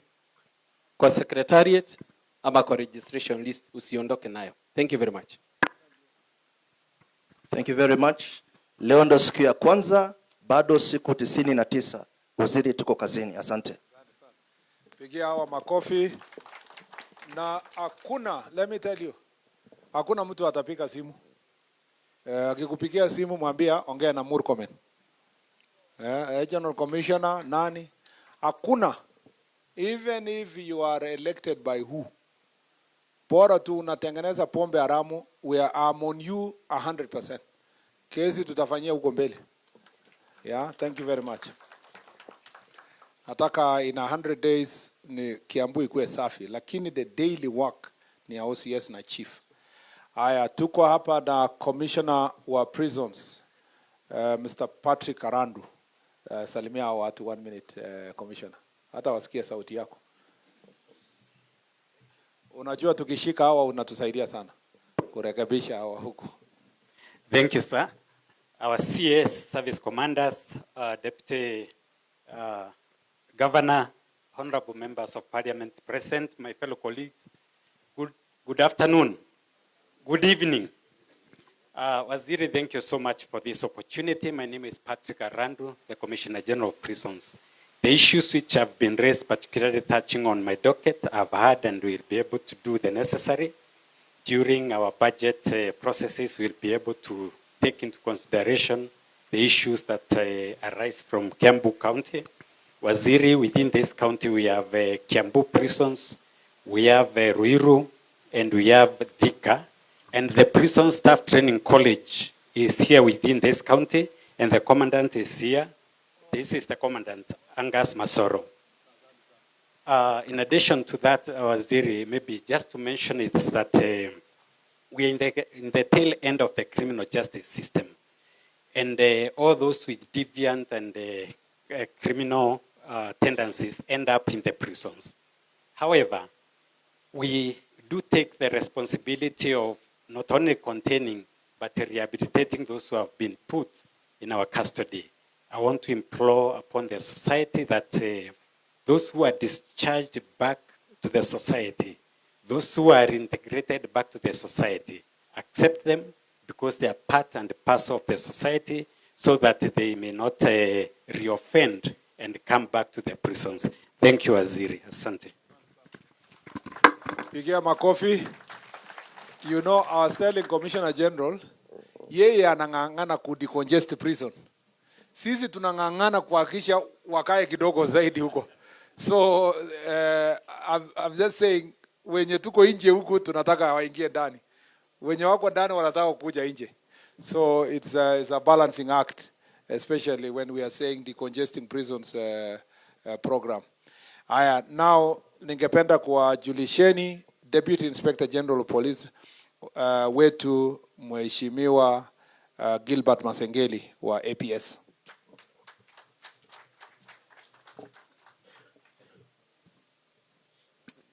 Thank you, Sir Waziri. Wenzi wangu, waheshimiwa, chiefs, afande OCS, na wote wananchi ambao mko hapa, hamjambo. Angalia mwenzako, mwambie asante sana. Mwambie Mungu anakupenda.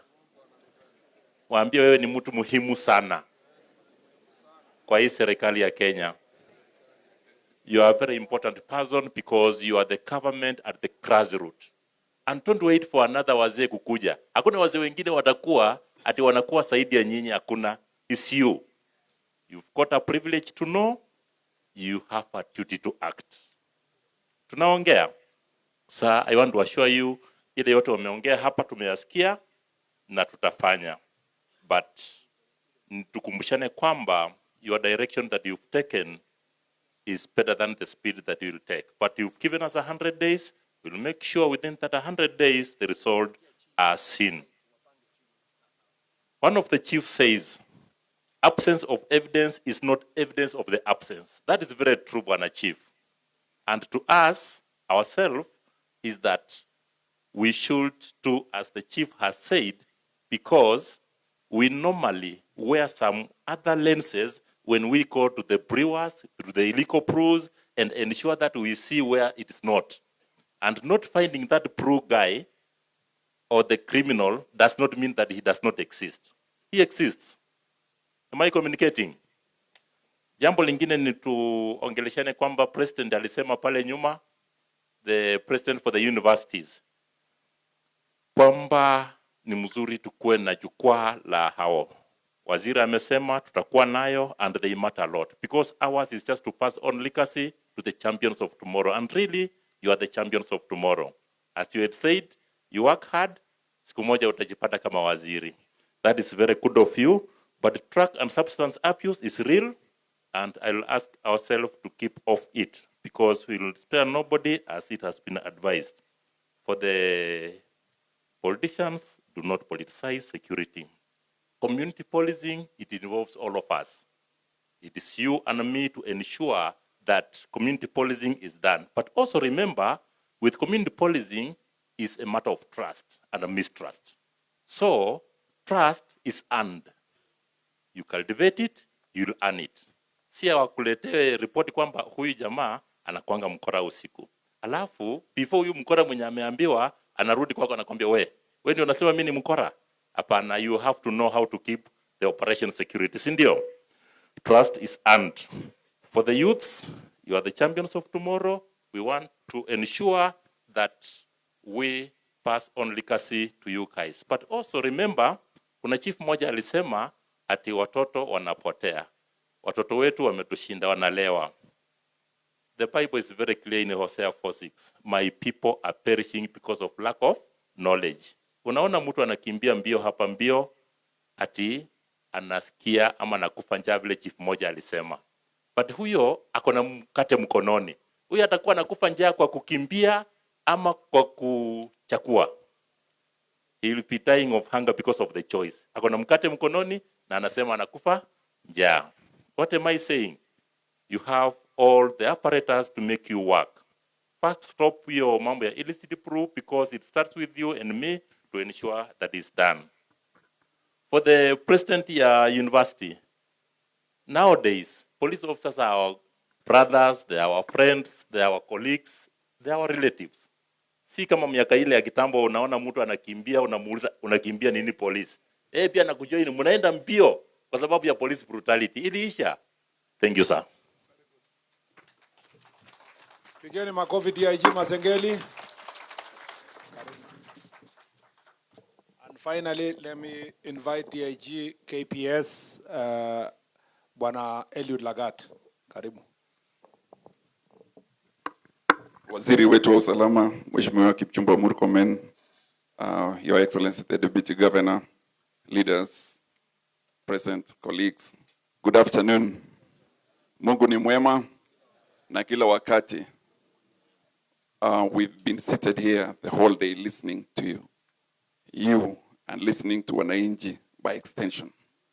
I want to assure you that us who are seated here, we are 100% committed to making sure that everything in terms of security is addressed. I want to urge you who are seated over there, being representative of the many people, and you are going back this evening to those people. I want to ask you that it is time to move out of boardrooms, to move out of your offices and go and meet the people and deal with the crimes that we've discussed here today, because that is where the road meets the rubber. So it is important that every aspect that we've discussed here today, and with the given 100 days that have been given today, 99 remaining, it is important, especially the fight against the drugs and alcohol. Let's start from there as we move to other important aspects of security. I want to give you my assurance that we will support each and every aspect and directive and every intention so that the common wananchi will have it advance their socio-economic activities. It's important because we need to move this country into a better place for our children in the near future. Thank you so very much and God bless. Haya, pigeni hao wote makofi. Now,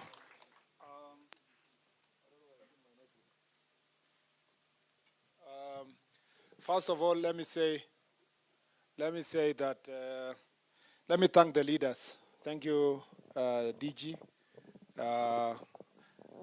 This is the first time I've seen a public officer read his or her speech in Kiswahili. Pigeni makofi, DG. Yeah. I thought initially you were translating as you read. Then I realized you were serious. So I want to thank you very much for coming to welcome me and being with me in this function. Actually, I was to come for a courtesy call at the governor's office.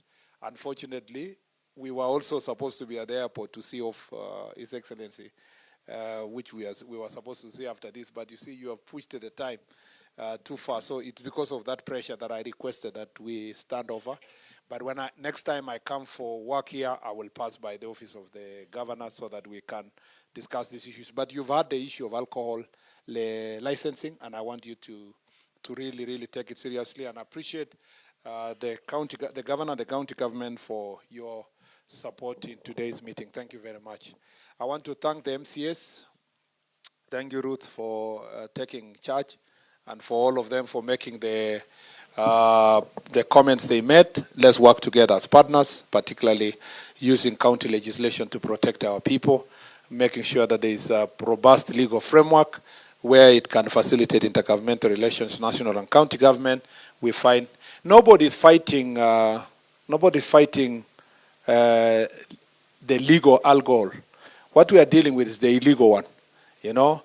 So people want to do business of selling legal ones, must abide by what time it is sold, what type is sold, it is sold to who, it is sold to where. This is what the people of Kenya are asking for, so that we can all of us protect our children.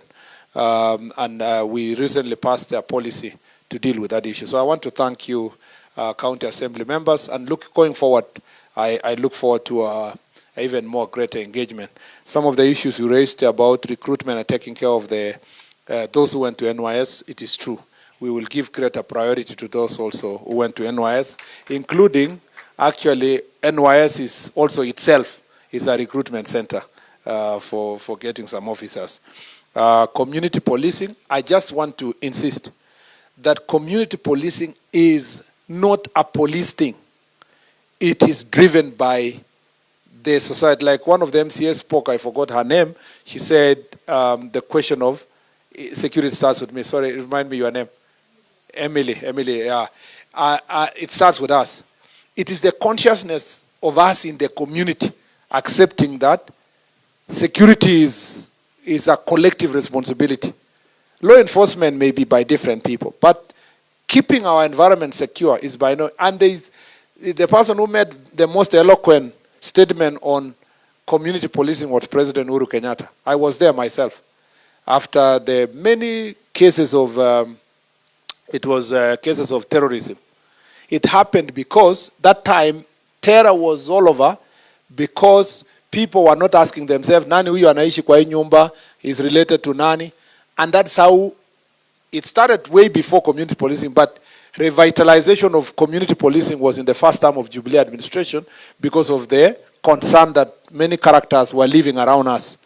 So I've been told now hapa Kiambu, muko na wageni wengi sana. Yeah? Mtu ametoka Elgeyo Marakwet anakuja kuishi Banana, si ndio? Ametoka Mombasa amekuja kuishi hapa Kabete and so forth. Hata mimi nilianzia karibu na Kabete hapo maisha.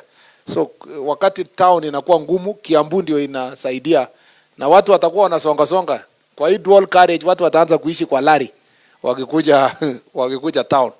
But it's important that when new people come, it's important to know them, to know who is staying here, get to know them. Otherwise, we'll be harboring criminals around ourselves. Kwanza, we also have, I'm told, some foreigners wenye wako hapa. Some of them, we don't know them, what they are doing, and so forth. It's important to, through Nyumba Kumi, we can be able to know those who are in the country with proper documentation, proper work permit, na wenye wamekuja kufanya ukora. Mliona kwa Nakuru mtu wa siku ya maandamano ingine hapo Nakuru, alikuwa amenoa panga kwa floor. Mliona mtu hapo? Alikuwa ananoa panga kwa nini? Huyo. Na tukamshika. Na kidogo let me not say this. Wale ambao walikuwa wanataka kumtetea hawakujua hata anatoka Uganda. Yeah? Sasa huyo jamaa anatoka wapi? Uganda. Imagine foreigner amefika Kenya, ako maandamano mbele na panga. Na hawezi, na kwa Kampala wajana na maandamano hawezi hata ongea. Wakati tulimpeleka tukafukisha Uganda. Naambiwa alipofika huko aliambia mtu Museveni asijue kwamba nimerudi dunia hii. So we have to protect our own country. Hakuna mtu some of these characters who are involving hata kwa hii maandamano za juzi, some of them were hired. We found them from neighboring countries. Yeah? Some of them were arrested. These ones who are infiltrating whatever. Watu wamezoea nchi yetu. We have to be serious. And so under nyumba kumi protocol, we can be able to know who is who has papers, who doesn't have papers, and therefore, of course, we respect East African Community Protocol, but some of them even don't come from East Africa. And it's important to note them and to note what exactly they are doing here. So Nyumba Kumi is community initiative. And I have told the IG, Mr. Kanja, that that community policing department, working together with Nyumba Kumi, we want to do a proper campaign in Nyumba Kumi so that people are conscious about their neighborhood. Yeah, because that will reduce crime by a big margin, and that's extremely important. Leaders have also raised issues to do with vehicles. Yeah, my police stations here. As I've told you, we are doing the procurement now. Hopefully, Treasury completes soon, so that by October, November latest, we should have our police stations having vehicles. We may not have all of them having, but if we can reduce the numbers, yeah, ile police station haina magari, it will be extremely. And Mheshimiwa Kingara has spoken very well. DIG, from your magari ile iko garage wapi, enda urepair patia huyo mtu gari yake bwana ile ilichomwa, please. Yeah, Githurai ivewe gari. Yeah, you know Githurai is highly populated, so tunakupatia wiki ngapi? Wiki mbili patia huyo mtu gari yake ya Githurai police station at least. For the effort he has made to come for the meeting and here to make sure that hiyo Githurai is basically serviced. But eventually now we will deal, when the other vehicles come, we will take care of the other police stations in mmesema zote. And also do these for chiefs and so forth, as I've already explained to you. And then ningependa kushukuru pia wabunge wenzetu hapa, Simon Kingara hapa na ule student yangu Senator Karungo Wadangwa. Nyinyi hamjui nimetoka wapi na hiyo mtu. Anajua, hakutaka tukusema hapa because hataki nichukue credit. Nilipata amezama. Alikuwa anaelekea alikuwa kwingine. Nikaenda kufanya recruitment. Nikamwambia kuja upande huu. Akakubali, akakuja. Sasa saa hii anataka kupotea tena, lakini nitatengeneza mpaka hingiane. Kwa sababu makosa ni yangu. Mimi ndio nilienda kumtafuta. So akipotea nitaulizwa, hakuna mtu mwingine ataulizwa, lazima ningangane tu. Nione, lakini uzuri moja juzi sijapata sana kama alilipa wakora. So kaa namna hiyo. Usiingie mambo ya unajua kuna wenzako kwa hii maandamano hao ndio wanaenda kurecruit wakora huko. Uzuri ya huyu anawacha wale wengine wasanye akishakuja anakuja kwa address ajui ilisanywa namna gani. So yeye wakati tunatafuta nani amekosea, yeye hayuko kwa list, lakini wale wengine ameshaongea mambo yake ameenda. Uzuri nimeuliza hapa ni kwa nini anafanya hivyo. Nimeambiwa na DIG alikuwa seminary Eldoret karibu akuwe priest. Alafu akawacha hiyo maneno kuja hapa. So being my friend, I agree with you entirely kwamba our police wetu, officers wetu hawako katika mambo ya siasa.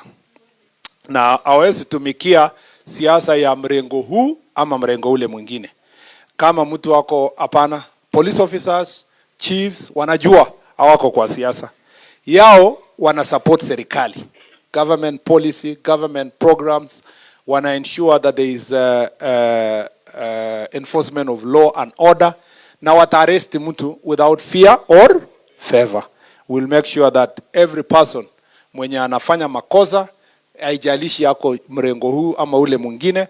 That's why wewe ni rafiki yangu tunacheka pamoja, lakini ukikuza ile line mbaya nitatuma mkate wherever utapatikana huko.